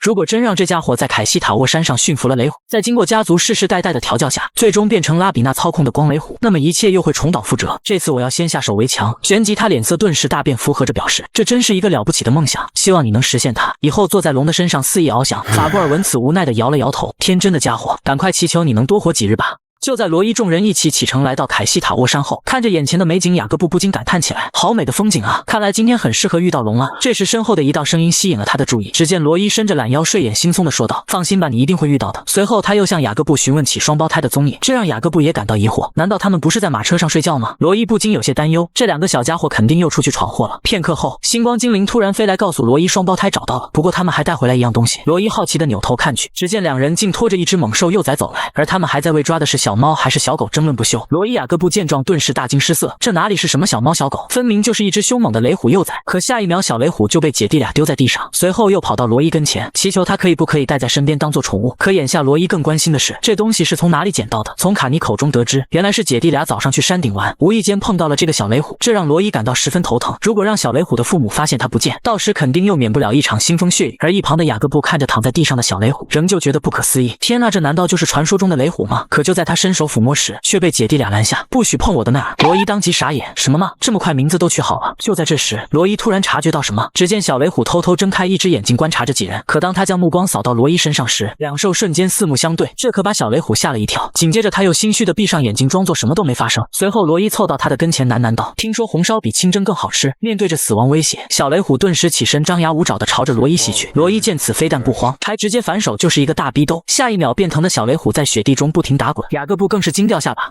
居然一拳就打败了雷虎。法布尔见状急忙解释，我的侄子们从小力气就大，而姐弟俩却一脸心疼地安抚着小雷虎，不疼不疼，那儿我们不疼。见此情景，雅各布满脸质疑地看向法布尔，大哥，我看他们不仅仅是力气大，胆子也是不小啊。反观一旁的罗伊却陷入沉思，就算是再强的灵兽，幼崽阶段也应该有母虎的保护啊。就在这时，罗伊突然神情一震，因为他感知到不远处有一只庞大的猛兽正在朝着这边移动，而他那强壮的利爪轻易就把木桩踩碎，没想到是一只雷克顿。雅各布见状吓得就要当场大叫，好在罗伊及时伸手堵住了他的嘴巴，安静点，千万不能引起他的注意。说罢，他便快速施展了一道空间圣法透明屏障，刹那间就把几人笼罩起来，而雪地中也当即没了几人身影。雅各布不禁惊叹，这个小家伙怎么会瞬间做出这么大隐蔽空间？与此同时，雷克顿也缓缓来到他们身前，停下脚步，并开始不停张望，因为他察觉到这里明明有动静，而眼前的景象让雅各布既激动又害怕，居然可以在同一天遇到雷虎和传说中的雷克顿，这到底是怎么回事？可下一秒他突然想到什么，难道凯西塔沃山上的龙骑士就是这只雷克顿？想到这他顿感失落，如果真是这样，那就说明这里真的没有龙啊。随后他又将目光转移到罗伊身上，比任何人早一步察觉到雷克顿的存在，还能瞬间做出高级别的圣法，难道这孩子是……话没说完，眼前的景象顿时吓了众人一跳，因为雷克顿好像进入狂暴状态了。罗伊见此很是不解，为什么这里会出现雷克顿？紧接着又向星光精灵询问有没有对付他的办法。从星光精灵口中得知，雷克顿是邪恶龙王罗特贝利用自己血液孕育的魔物，身体里更是流淌着小部分的龙族血脉，所以他比一般的猛兽要强上许多。要想打败雷克顿的话，最少需要3-4名一级强者。看着不断在周身盘旋的雷克顿，罗伊心里明白，如果一直这样下去，那么所有人都得死在这里。可这家伙应该在深山出没才对，为什么跑到这里了？难道是跟小雷虎有关系吗？片刻后，探查不到任何异样的雷克顿终于选择离开了。见此，罗伊也长出一口气，还好他的耐心有限，不然全部就要交代在这里了。不出意外的话，意外来了。就在这时，天空突然乌云密布，雷电交错。罗伊见状顿时大惊失色，不是吧，贼老天真会挑时候啊，就怕我死不了是吧？说罢，速道闪电疾驰而下，径直的朝着他们方位劈去，而其中一道似乎预谋般的落在雷克顿身上。眼见形势不妙，罗伊急忙举起雷元素石，虽然空间圣法被闪电击破了，但好在出手及时又安全度过一劫。不过好像似乎这下更麻烦了，只见身前正有一双眼睛死死的盯着自己。罗伊尴尬一笑，雷克顿大哥你好啊。说罢，几人立刻转身开始疯狂逃跑，就连浑身是胆的姐弟俩也被吓得哭了起来。这东西好可怕，为什么要追我们？而跑在队伍最后的雅各布早已气喘吁吁，他怎么也想不明白。法布尔也就算了，可这些孩子为什么跑这么快？果然他们不是普通的小孩。就在这时，身后的异动也越来越响，待雅各布看去，只见一个血盆大口正在朝自己袭来。千钧一发之际，他急忙吹响口哨，而雷克顿也察觉到一丝危险，下一瞬，一只6翼雪鸟气势汹汹地朝他扑来，对着他的脑袋就是狠狠一击。罗伊见此很是开心，总算可以争取一点时间了。这时星光精灵急忙献计，雷克顿因为骨骼问题左右移动很缓慢，所以只要我们不停地变换方向，往树多的地方跑，就不会轻易被追上。听罢，几人便立刻朝着密林跑去。而另一边，看着不断在天空盘旋的6翼雪鸟，雷克顿很是恼火，旋即他便冲着阿奇的方位发动了声波攻击，而声波攻击也精准地砸在阿奇的头上，这让他顿时感到一阵眩晕，随后径直地朝着地面坠去。拼命逃跑的雅各布见此满脸担忧，于是转身便朝着阿奇方向赶去，这让罗伊感到十分为难。如果现在跑到山上的话，应该能活下来，可一旦回去不就相当于送死吗？经过一番挣扎后，罗伊最终还是选择了回头。该死的，这次如果活下来了，我一定要让你生不了小孩。其余几人见此也是满脸不解，虽然不知罗伊为何回去，但3人还是毅然决然地跟了上去。而小雷虎也在一番思索下，最终也跟随了大家的决定。片刻后，雅各布率先来到阿奇面前，可眼前的一幕却让他大惊失色。只见雷克顿正对着阿奇的脖子疯狂啃咬。雅各布怒了，你这该死的蜥蜴！说罢，一道魔法攻击直冲冲地朝着雷克顿袭去，魔法命中瞬间也成功转移了他的注意，这也让雷克顿顿时暴怒，旋即二话不说就是一击神龙摆尾。雅各布震惊之余却也来不及闪躲，千钧一发之际，罗伊及时拉起他的衣服，并将他拽离了危险境地。面对着生死关头，罗伊也决定不再隐藏实力，旋即便施展了空间圣法结晶。为了提高圣法的伤害，罗伊还特意施加了旋转魔法，伴随着罗伊的一声发射，下一秒攻击便狠狠地朝着雷克顿的脑袋袭去。岂料命中瞬间，雷克顿竟直接将罗伊的圣法吞噬。罗伊见状大惊失色，哇靠，这是什么骚操作？物理打败魔法吗？眼见空间圣法没有效果，罗伊紧接着又施展了精神圣法控制，伴着一道道咒语在雷克顿周身徘徊。罗伊还以为这次稳了，结果下一秒又被雷克顿挣脱开来。罗伊再次傻眼，该死的，居然连精神圣法都不管用。这时星光精灵告诉他，雷克顿只有食欲、繁殖欲和战斗欲，说白了他就是一个没有脑子的家伙，所以精神圣法对他没用。听罢，罗伊十分苦恼，难道真就没有别的办法了吗？就在这时，雷克顿张开血盆大口朝他袭来，危机时刻姐弟俩挺身而出，只见两人直接挥起长剑，对着雷克顿就是一顿疯狂输出。然而帅不过3秒，两人的手臂就因为雷克顿的皮糙肉厚，竟不自觉地颤抖起来，这种感觉就好像砍在坚硬的石头上一样。不过雷克顿的状态也没好到哪去，罗伊见状顿时明白了什么，于是他又急忙吩咐姐弟俩继续输出。原来是罗伊看出这家伙怕雷属性攻击，而姐弟俩正好拥有雷属性之力，面对着姐弟俩袭击，雷克顿简直苦不堪言。罗伊见此满脸得意，就算你的物抗魔抗再强，内脏器官附近也一定是脆弱的，接下来就让你尝尝这个个吧，我今天一定要让你变成电烤龙。见此情景，躲在身后的二人当场傻眼，他们到底是谁啊？居然能跟雷克顿战斗？法布尔一脸尴尬道：“他们就是我的侄子们啊。”雅各布显然不相信这种说辞，法布尔则直接提醒他：“你最好不要知道的太多，不然会受伤的。”而另一边，在罗伊和姐弟俩的完美配合下，雷克顿也终于败下阵来。罗伊见此很是开心，反观姐弟俩就惨了，因为他们的手此刻似乎变得麻木，不听使唤了。然而罗伊并没打算就这样结束，毕竟不将雷克顿彻底铲除，那么将来指定还有很多人遇难。可就在这时，身后突然传来一声嘶吼，没想到又来了一条雷克顿，这让罗伊倍感意外。该死的，简直是一波未平一波又起啊！这时卡尼怯怯地询问罗伊如何是好，殊不知罗伊心中早已做好最坏打算，实在不行就变身成龙，带着雅各布和法布尔飞走。可就在罗伊示意姐弟俩做好变身准备时，意外再次发生了。只见两只成年雷虎凭空窜出，突如其来的变故也让雷克顿没反应过来，下一秒便遭到了两只雷虎的疯狂撕咬。看小雷虎的反应，罗伊当即猜到他们就是小雷虎的父母，而当幼崽遇到危险时，父母当然要拼死相搏了。一旁的姐弟俩见此情景，当即化身啦啦队，黄金大猫咪好样的，快打死那家伙！与此同时，得到喘息的小雷克顿也站了起来。罗伊见状，急忙施展时间圣法，下一瞬一条锁链便将他牢牢束缚。接下来就让我们送你上西天吧！说罢，三龙便掏出武器朝他冲去，同时罗伊也呼喊法布尔上前帮忙。法布尔二话不说，抡起铁锤也跟着杀了过来。躲在大树后面的雅各布当场懵了，现在的小孩子都这么勇吗？终于在几人不断输出下，小雷克顿最终领了盒饭。然而战斗还没结束，另一边的雷虎夫妇与雷克顿打得正难分难解。这时雷克顿抓住机会一口咬住雷虎爸爸，在力量方面雷克顿一直占据巨大优势。随着雷虎爸爸的应声倒地，局势也慢慢发生倾斜。可狡猾的雷克顿并没打算给他喘息机会，紧接着便释放了声波攻击。这招下去无疑让雷虎爸爸本就受伤的身体再次雪上加霜。不等雷虎爸爸反应，雷克顿又使出了神龙摆尾，是要将雷虎爸爸就地击杀。千钧一发之际，雷虎妈妈义无反顾地扑了上来，并帮雷虎爸爸挡下了这致命一击，但也因此被重重地撞到树上。看着倒地不起的妻子，雷虎爸爸当即燃烧了自己的本命核心，进入了狂暴状态，旋即就朝着雷克顿疯狂扑去。在雷电之力的加持下，雷克顿坚硬的皮囊顿时被雷虎刺穿。随着战斗局势的逆转，雷克顿的哀嚎不断在整个山谷回荡。片刻后，就在罗伊几人休息时，雷虎爸爸却恶狠狠地朝他们走来。见是自己的爸爸，小雷虎当即就扑了上去。在看到自己孩子安然无恙后，他又将目光转移到罗伊身上，看着雷虎那不动声色的神情，罗伊内心一阵疑惑，难道他已经发现我们身份了吗？随着雷虎爸爸一言不发的离开，小雷虎顿时哭了起来。可就在他要跟去时，罗伊却把他拦了下来，只因他早已看出了雷虎爸爸的用意。这时雷虎爸爸突然停下脚步回眸，在露出一个慈祥的笑容后，便朝着森林深处飞奔而去。不知情的小雷虎还以为是爸爸抛弃了自己，可星光精灵知道这是雷虎爸爸在给孩子做最后告别，因为雷虎爸爸已经做好了赴死的打算，为了保护自己的幼崽不惜赌上性命。果然不愧为灵兽，随着一片金光将整个森林点亮，这就意味着战斗进入了尾声。这时罗伊示意星光精灵照看好孩子们，自己想要上山查看一番什么状况。星光精灵闻此很是担心，因为现在贸然上山会很危险，可罗伊却毅然决然地朝前走去。就在这时，身旁的一道声音吸引了他的注意，只见小雷虎正可怜巴巴地看着自己。罗伊当即明白了他的意图，旋即二人便飞快地朝着森林深处冲去。而骑在雷虎身上的罗伊十分不解，雷虎的速度这么快，双胞胎是怎么抓到他的？很快他们便来到了现场，可眼前的景象却让二人倍感震惊。只见雷虎夫妇和雷克顿都一动不动地躺在地上，场面看起来更是惨烈无比，这让罗伊感到难以置信。雷虎和雷克顿居然同归于尽了，而小雷虎拼了命地朝着父母跑去，旋即用小脑袋不断蹭着他们身体，试图将爸爸妈妈唤醒。见此情景，罗伊也十分痛心，他轻轻安抚着小雷虎道：“以后我会好好照顾你的。”就在雷虎夫妇阵亡后，罗伊便将他们埋葬在雪山上。此时他突然顿悟，原来原作中特鲁根家族捡到雷虎的契机，就是因为雷克顿和雷虎同在一个山中建立了巢穴。俗话说一山不容二虎，他们注定发生摩擦，就算自己不插手，两者还是会同归于尽。最终雅各布在机缘巧合下，才有了收养小雷虎的结果。想到这，他嘴角微翘，这次可不能让你如愿了。旋即一道精神圣法服从落在小雷虎身上，待小雷虎扭头看去，只见罗伊身上散发着极其恐怖的龙威。小雷虎见此顿时被吓得腿脚发软，罗伊则示意他不必害怕，如果你相信我，我会收留你的，你愿意跟着我吗？在罗伊那真诚的眼神和圣法加持下，小雷虎将自己的小爪搭到罗伊手上。见此，罗伊情不自禁地笑了起来，以后你就是我最珍贵的伙伴了。就在这时，身后突然传来了一道声响，雅各布难以置信地看着这一幕，刚才那个是不是只有高级德鲁伊才能施展的服从？但小雷虎可是灵兽中的灵兽，怎么能这么轻易服从呢？这时他突然恍然大悟，原来如此，看来你就是。闻此，罗伊暗叹一声不好，最终还是被他看穿身份了。可下一秒，雅各布就将白精灵三字脱口而出。听罢，罗伊顿时傻眼，还没等他反应，雅各布便上前恭维道：“能见到被人们称为森林守护者的白精灵，简直太荣幸了。你是用圣法遮住了尖尖的耳朵吗？”罗伊刚想解释，可下一秒他突然想到什么，就让他误会不是更好吗？这样就不必担心身份暴露了。随后他调整好姿态，紧接着又表现出一副高贵的样子：“没错，我就是森林的守护者白精灵。”一旁的法布尔满脸惆怅，畅，真是个无知的人类。姐弟俩也十分不解，罗伊为什么突然变得如此做作。而雅各布见罗伊亲口承认，又急忙开口，自己真是有眼无珠，居然没有认出精灵大人。这段时间多多冒犯，还请包涵。说罢，他又将目光落在姐弟俩身上。罗伊当即看穿了他的心思，没错，他们就是保护我的精灵武士。姐弟俩对此十分不满，毕竟在高贵的龙族眼里，精灵地位非常低下。这时罗伊突然认真起来，雅各布，我有件事拜托你，你能帮我照顾小雷虎吗？雅各布闻言满脸诧异，可姐弟俩却不干了，争着吵着要让罗伊收回刚才的请求。随后罗伊一个眼神看向法布尔，法布尔当即明白了其中含义，下一秒便提着姐弟俩走开了。这时罗伊再次向雅各布确认，你愿意照顾小雷虎吗？雅各布满脸不解，刚才你不是和小雷虎签下契约了吗？为什么还要交给我？罗伊则告诉他，是因为看他可怜不得已才驯服了他，但是我们接下来的旅途也很艰难，可能会照顾不到小雷虎。闻此雅各布脸色瞬间变得凝重，既然白精灵大人都说艰难，那么路途上肯定有不少危险。见雅各布渐渐松口，罗伊又给他打了一针强心剂，经过几天的相处，我相信你一定能照顾好他，总有一天我还会接他回去的。听罢雅各布拍着胸脯保证，放心吧，小雷虎就交给我了，我一定会像亲生孩子一样全心全意的照顾他。在对雅各布表达感谢后，罗伊又示意小雷虎要听雅各布的话。小雷虎闻言还以为是罗伊不要他了，见此罗伊急忙上前安慰，你只要好好听话，以后我一定会回来接你的。小雷虎闻此不再失落，随后就乖巧的朝着雅各布走去，而雅各布也十分真诚的迎接他的到来。小雷虎以后多多指教。罗伊见此情景满意一笑，事情终于完美解决了，小雷虎和我签下契约，以后就再也不会成为我的敌人。临走前他又特意提醒雅各布，一定要给小雷虎多吃光属性圣石，这孩子总有一天会变得非常厉害，也会成为你最值得信赖的伙伴。在与雅各布和小雷虎离别后，罗伊思考起来，虽然山上没有龙，但却把未来的危险因素拉拢到了自己这边，也算是大事一件。反观姐弟俩却仍在生罗伊的气，并气鼓鼓的表示以后再也不跟他玩了。罗伊见此陪笑着掏出2颗灵药。不出所料，当姐弟俩看到美食瞬间就将所有的不快抛之脑后，罗伊不愧是我最好的朋友，我要吃10个。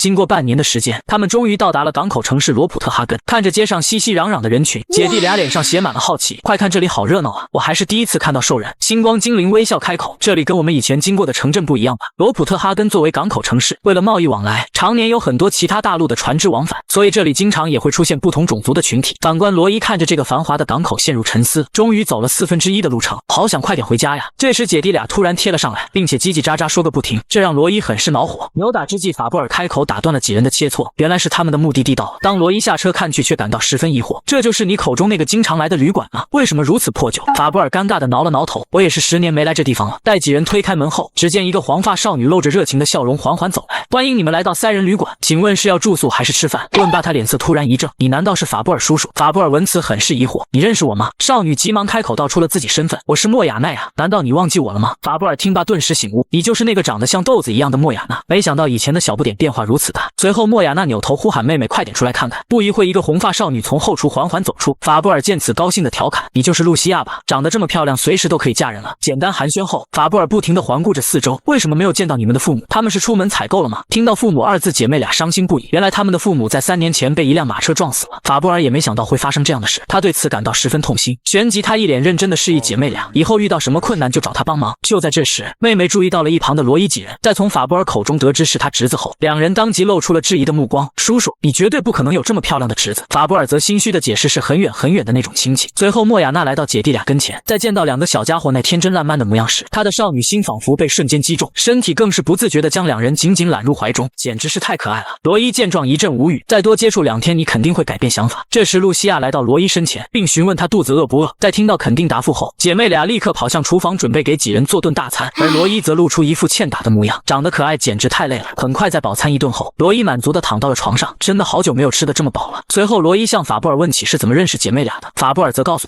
他们的父母就是自己当雇佣兵时的朋友，可以说是生死之交，而在他们有了孩子后就结束了佣兵生活，开了这家旅馆，因此我也成了这里的老熟客。听罢，罗伊掏了掏耳朵，示意法布尔可以去忙了。法布尔满脸疑惑，要忙什么？罗伊则提醒他不要忘了我们来此的目的，最重要的是要找到前往秋之大陆的船只，顺便在路上买点灵药。法布尔当然清楚，只是我们刚到这里，可不可以稍微……话没说完，罗伊周身顿时散发出一股阴冷气息。法布尔见此急忙动身，我现在马上去找船只去买灵药。随后罗伊又吩咐星光精灵一同前往。在交代完所有事情后，罗伊突然想起了姐弟俩，当他扭头看去，却发现姐弟俩睡着了。这2个小家伙到底哪里可爱了？算了，自己也好好休息一下吧。片刻后，莫雅娜推开房门，准备叫罗伊几人出来吃零食，可身后的露西亚却好奇怎么姐姐不说话了。原来是3人已经睡着了，没想到他们就连睡觉的样子都如此可爱。孩子们好好睡吧，做个美梦。经过一夜休整的罗伊来到大厅，就发现姐弟俩和法布尔已经坐在了饭桌。随后罗伊来到法布尔面前，询问起去往秋之大陆船只的事情。从法布尔口中得知，船只已经解决，并且定好将在2周后出发。但你们要吃的灵药因为很珍贵，所以还没找到。听罢罗伊也十分理解，毕竟灵药这么昂贵，只有龙才会可能准备那么多，普通人甚至一辈子都见不到。虽然人类的食物也很好吃，但却对龙族的成长没有一点帮助。去往秋之大陆需要坐2个月的船，无论如何都要在出发前准备一些灵药才行。法布尔则示意他不必担心，因为罗普特哈根可是东之大陆最热闹的贸易港口，不仅物资品种繁多，奇珍异宝更是应有尽有。说的没错，明天我们就一起出门碰碰运气吧。就在这时，一只巨大的烧鸡出现在众人面前，而这正是姐妹俩给几人准备的早餐。对此法布尔直接傻眼，谁家的早餐会吃这么多？莫雅娜则是哼了一声，这可不是为叔叔准备的。法布尔尴尬之余还是厚着脸皮插了一块，毕竟自己可没有说不吃。可当食物与舌尖碰撞瞬间，法布尔整个人都惊了，这个味道简直太美味了，就跟你妈妈做的一样。莫雅娜听后娇羞一笑，也不想想我是谁的女儿。随后法布尔又突然开口，露西亚，我记得你唱歌很好听，以前你唱歌的日子，旅馆都是人满为患，就连旅馆的名字都是因你而起。法布尔越说越起劲，反观罗伊却察觉到一丝不对，因为此时姐妹俩脸上的情绪明显有点沮丧。旋即罗伊直接对着法布尔的腰子来了一拳，不知情的法布尔一脸懵逼。这时莫雅娜缓缓开口，露西亚现在不唱歌了。闻此法布尔很是疑惑，为什么要浪费那么好的才能？可正当莫雅娜要说出其中缘由时，身后的动静却引起了众人的注意。只见4个凶神恶煞的彪形大汉出现在旅馆门口。就在罗伊疑惑几人是谁时，旁边的餐桌上却传来了一阵讥笑。天天吃闭门羹的家伙又来了，难道他们不腻吗？随后4名大汉直接走到姐妹俩跟前，见状法布尔急忙起身，如果你们是来找茬的，最好先掂量掂量自己几斤几两。这时一道声音突然传来，4名大汉也立即站成2排，随后一个男人便款款朝着姐妹俩走去。只见他先是礼貌性的向莫雅娜问了声好，然后转头看向露西亚，下一秒一束鲜花就出现在他面前，我的女神露西亚，请接受我的爱意吧。见此一幕，罗伊顿时浑身起满鸡皮疙瘩，哇靠，简直太肉麻了。而露西亚却表现得极其不情愿，还没等他拒绝，男人直接伸出手指堵住了他的嘴巴。不必多说，我只要每天见你一面，心情就会变得平静，期待着明天与你再次相遇。说罢，就在男人准备离开之际，却突然对上了罗伊的目光，紧接着男人便露出一脸轻蔑之色。罗伊见状顿时火冒三丈，你这小子是在嘲讽我吗？很快罗伊就开始了回击，只见他故作姿态的打着哈欠，露西亚姐姐我好困啊，抱抱我，我想回房间睡觉。见此情景，法布尔头上顿时冒出一个大大的问号，而露西亚也没有半点犹豫，直接抱起罗伊就往房间走去。男人被这一幕气得浑身颤抖，该死的，你给本少爷等着。说罢便气鼓鼓的带着手下离开。反观罗伊则露出了一副得逞的表情，跟本龙爷斗，你还差点火候。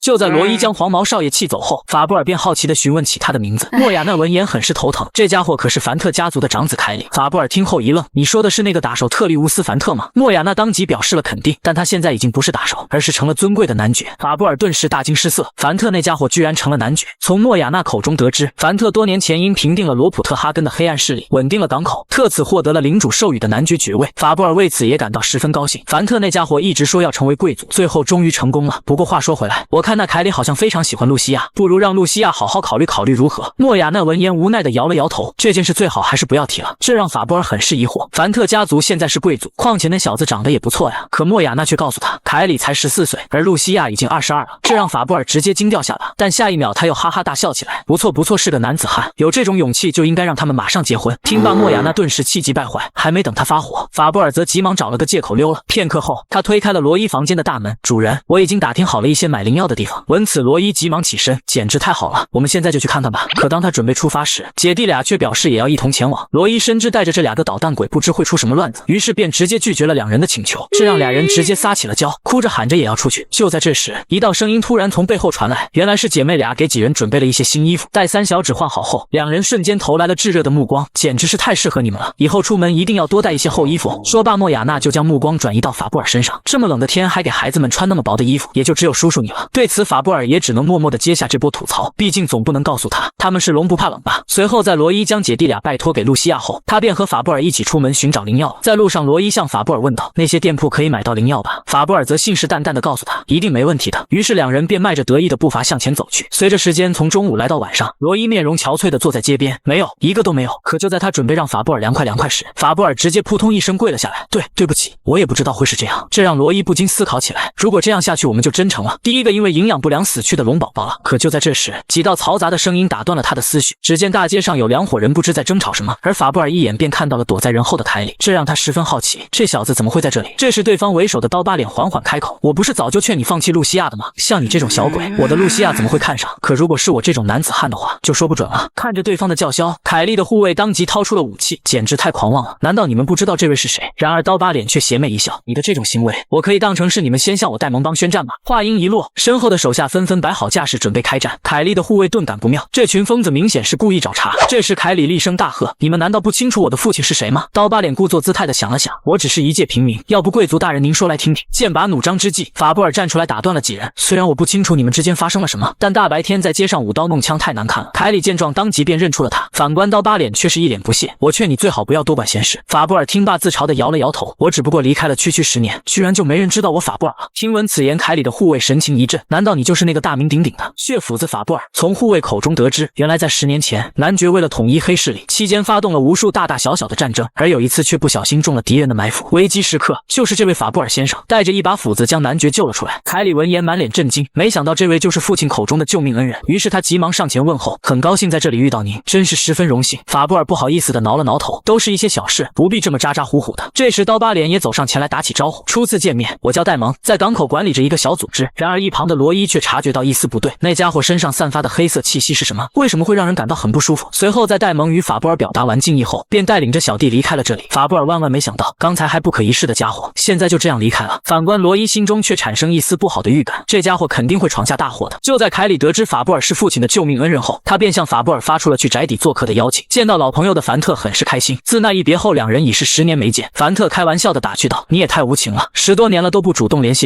法布尔尴尬的笑了笑，毕竟山贼的日子不好过呀。说罢，他便直接打量起这富丽堂皇的房子，没想到以前那个只会打架的毛头小子，居然真的成功了。凡特则满怀感激的表示：“这都是托了大哥的福，如果当时没有大哥救我一命，我也不会站在这里。”法布尔本想客套，可罗伊却提醒他别忘了来此的目的。随后法布尔不好意思的挠了挠头：“老弟，我来找你是想询问你这里有没有灵药的消息。”凡特则示意他不必担心，因为刚才从凯里口中得知此事后，他便第一时间派人去打探了。这时罗伊突然开口：“刚才我们看见你们与其他组织有争执，这会不会影响寻找灵药的进度？”看着罗伊如此唐突，法布尔赶忙介绍道：“这是我的小侄子。”凡特对于罗伊的担忧也很无奈，戴蒙帮的那些家伙最近确实经常找我麻烦。法布尔闻此满脸疑惑，就算他们势力不小，难道还敢对贵族出手吗？从凡特口中得知，原来凡特家一直保护着商会的船只，可最近发生了一些原因不明的事情，导致商会开始对他们的组织产生质疑。戴蒙也趁此契机掺和了进来，这让法布尔甚是不解，这种事为什么不去找领主帮忙？凡特不禁发出一声轻叹，只要有人能稳定住港口，领主也只会睁一只眼闭一只眼，就算戴蒙抢走了我的位子，那位也根本毫不在意。法布尔听罢一个头两个大，看来还不如我的山寨叔父啊。随后凡特突然话锋一转，不聊这些扫兴的事情了，我们难得一见，不如好好喝一杯吧。法布尔用余光请求着罗伊的同意，看你这家伙帮我找灵药的份上，今日就让你尽兴一次吧。法布尔见此当即心领神会，紧接着便有说有笑的上楼了。临走时，凡特特意叮嘱凯里要照顾好罗伊。凯里听罢当即和罗伊对了一眼，为什么要让我陪你这个小鬼玩？可父亲交代的任务他又不好推脱，于是他便准备将罗伊领到自己房间。见此，罗伊一脸得瑟的哼着小曲，我倒要看看你这个少爷能陪我玩得多好。来到房间后，凯里示意他不要随便乱跑，更不要碰他的东西。然而下一秒，就见罗伊正把玩着一个铠甲玩具。凯里见状急忙夺回，这可是我的限量版铠甲武士。罗伊见此打趣道，表面上装成大人的样子，内心原来还是一个小孩啊。就在这时，桌子上的信纸又引起了罗伊的注意，紧接着便不自觉地读了起来：露西亚小姐，这条项链就如同你那美丽的眼睛一样。凯里闻此脸色顿时变得羞红，可就在他想将情书和礼物收起来时，却被罗伊抢先一步。罗伊好奇地打开盒子，只见里面瞬间散发出一道耀眼的光芒，下一秒一颗眼泪状的宝石就出现在罗伊面前。出神之际，凯里一把将礼盒夺回，紧紧抱在怀里。随后罗伊表示，你写信的文笔虽然很烂，但挑的项链倒是不错，与露西亚姐姐很是般配。听闻此言，凯里嘴角不禁上扬，这是当然，这条项链可是十分珍贵出名的，艾琳的眼泪。听罢，罗伊先是点了点头，不错不错，就连名字也很好听。可下一秒他却当场叫出了声，这真的是艾琳的眼泪吗？凯里则告诉他千真万确，这个可是得到工匠验证的项链啊。罗伊张大嘴巴，露出一副难以置信的神色，天啊，这个东西怎么会出现在这里？原来在原作漫画的传说中，统治了大海的海皇由于非常疼爱自己的女儿，于是就把女儿留下的最后一滴泪水放在了宝石当中，而那颗宝石就是艾琳的眼泪。更重要的是，它还是开启海皇水中迷宫的钥匙。原作中这所迷宫正是主角一行人升级变强的主要场所，看来我要先一步将艾琳的眼泪拿到手才行。于是罗伊夹着嗓子嘟着小嘴撒娇地说道，哥哥，这个项链十分好看，能不能将它送给我呀？凯里当场就拒绝了他的请求，因为这可是他送给露西亚的礼物。见此方法没有奏效，罗伊突然话锋一转反问道，如果露西亚姐姐姐不收你的礼物怎么办？凯里对他的说法提出质疑。自古女人最喜欢收到礼物了，露西亚为什么会拒绝呢？罗伊一本正经地表示，虽然送礼物这招对大部分人都行得通，但露西亚姐姐可不是随便收贵重礼物的人，所以你这样是不行的。听罢，凯里内心顿时泛起了嘀咕。罗伊见鱼饵上钩，当即示意他先坐下来，并且还要教他谈恋爱的方法。经过2个半小时的传授，凯里将罗伊说的重点全都记了下来。要想获得心仪女神的青睐，就要先跟对方建立亲密感，然后再慢慢把自己的心意传达给对方。如果贸然告白或者送太多的礼物，这种接近方法反而会适得其反。凯里越看越心烦意乱，因为这些行为都是和他之前做的相反。不过罗伊很好奇凯里为什么这么喜欢露西亚，是有什么缘由吗？听闻此言，凯里小脸通红。这件事要从5年前开始说起。第一次见到露西亚是在赛人旅馆，而当听到她唱起歌的那一刻，她漆黑的未来顿时明亮起来，从而他的心也被瞬间俘获了。听罢，罗伊长出了口气，你不就是迷上他唱歌的样子吗？解释的可真长啊。凯里扭头当即做出回应，那可不是普通的唱歌，露西亚的歌声可是天籁之音。罗伊闻此满脸疑惑，既然唱得那么好听，那他后来为什么不唱了？说到这，凯里也不禁感叹起来，这件事说起来挺让人惋惜的。原来在4年前，露西亚最喜欢的女歌手来到港口演出，而为了去看演出，她一直恳求父母带她前往，结果在去剧场的路上发生了意外，一辆失控的马车突然朝他们撞来。当露西亚恢复意识后，却发现父母全都倒在了血泊之中。自此以后，露西亚就决定再也不唱歌了，这让罗伊也没想到竟是这个原因。露西亚一定认为是自己喜欢唱歌才害死了父母。紧接着，罗伊嘴角微微上扬，只要解决了这件事，不仅能解开露西亚姐姐的心结，说不定还能得到艾琳的眼泪。随后罗伊开口，露西亚姐姐身上发生了这种事，你还想送艾琳的眼泪？你脑子是瓦塌了吗？这让凯里听得一头雾水。罗伊解释道，如果露西亚姐姐知道了这条项链的含义，反而会让她想起去世的父母，这对她来说不就是噩梦吗？凯里听罢顿时幡然醒悟，他的确没有考虑到这件事情。罗伊故作姿态地叹了口气，简直是没有脑子的家伙。如果我有办法让露西亚姐姐重新唱歌，你会不会把艾琳的眼泪送给我？凯里听罢顿时一愣，为什么又扯到这件事情了？你不是想看到露西亚姐姐唱歌吗？凯里当即给予了肯定，难道这条项链比露西亚姐姐还重要吗？凯里连连摆手，怎么可能？只要能让露西亚重新唱歌，这条项链送给谁都可以。闻此，罗伊露出一个得逞的笑容，如果我成功的话，项链是不是就是我的了？凯里思前想后，总觉得哪里不对劲。见此，罗伊再次火上浇油，你对露西亚姐姐的心意还是不够坚定啊，还敢说恨不得将全世界献给姐姐，原来只是个不懂事的小屁孩，胡说八道。听闻此言，凯里当然不想被人看，于是即刻就和罗伊达成了交易。君子一言，驷马难追。画面一转，罗伊回到了旅馆，紧接着便敲响了露西亚的房门。看到是罗伊，露西亚很是高兴，那么接下来就开始作战计划吧，只要能让他对音乐重燃希望，那么那条可以打开海皇水中迷宫的项链就能到手。露西亚见是罗伊，当即就露出了一副温和的笑容，我们的罗伊又无聊了吗？快进来，姐姐陪你玩。来到房间的罗伊不停地摆动脑袋，似乎在寻找着什么。为了不引起露西亚的怀疑，他还边走边夸赞着房间如此干净整洁。听闻此言，露西亚不好意思地笑了笑。就在这时，罗伊突然发现了放在角落里的一把乐器，于是他便好奇地询问露西亚这是什么。从露西亚口中得知，这是一把名为巴修姆的乐器，是演奏音乐时用的东西。听罢，罗伊当即手舞足蹈起来，并可怜巴巴地恳求露西亚演奏一曲。面对着突如其来的状况，露西亚顿时一愣，但最终还是勉为其难地答应了罗伊。在他慢慢平复好心情后，随着手指轻轻地拨动琴弦，一首动听的旋律缓缓飘进罗伊的耳朵，这让罗伊忍不住地张大嘴巴，因为露西亚沉浸在音乐中的样子简直太美了。这也难怪凯里那家伙会如此着迷，动听的旋律加上悦耳的声音，着实会让人深陷其中。随着演奏的结束，露西亚也长出了口气。这时罗伊猛地起身，开始疯狂鼓掌。虽然露西亚觉得有些生疏弹得不是很好，可罗伊却觉得这是世界上最美妙的声音。紧接着便提出了想要学习乐器的想法。露西亚也没想到，一向活泼好动的罗伊竟会喜欢这种乐器，但看到罗伊那一脸真诚的神情后，他便朝着身后的柜子走去，很快就在里面找到了一把小的巴修姆，这是他小时候用的乐器，所以现在他打算当做礼物送给罗伊。随后露西亚轻轻地抚摸起他的小脑袋，今天有些晚了，明天开始练习吧。在和露西亚道别后，回到房间的罗伊便把自己的计划告诉了星光精灵。星光精灵当即明白了他的用意，就是让他慢慢对音乐重拾好感，那么伤痛也就会自然而然退散。但星光精灵还是有些不解，直接用精神圣法操作记忆不是更快吗？罗伊当即驳回了他的想法，这种方法虽然可以暂时解决问题，但总有一天伤口还是会裂开的，所以还是要他自己走出来才行。星光精灵闻此一阵头疼，看来这次又不能按照计划出发了，因为他可不相信一个从未接触乐器的孩子会在短时间内熟练起来。然而罗伊却一脸自信地回应道，放心吧，绝不会发生那种事的。经过3天的努力练习，罗伊直接在露西亚面前演奏起来。看着娴熟的手法，露西亚满脸不可置信，就说是音乐天才也毫不夸张啊，一天学会弹法，第2天背下所有和弦，现在更是能轻轻松松弹出连音乐家都很难弹的曲子，这让露西亚不禁好奇起来，这真是一个小孩子该拥有的能力吗？与此同时，街道上一张名为满传祈愿节的海报引起了戴蒙的注意，身后的小弟急忙解释，这是每年这时候都会举行的祈愿演唱比赛，在比赛中夺得冠军还会收获丰厚的奖励。话说今年想要夺冠的人现在已经开始备赛练习了。闻此，戴蒙邪魅一笑，那简直是太好了。说罢就将手里的海报揉成一团，参加的人越多越好，那样样不就会听到更大的惨叫声吗？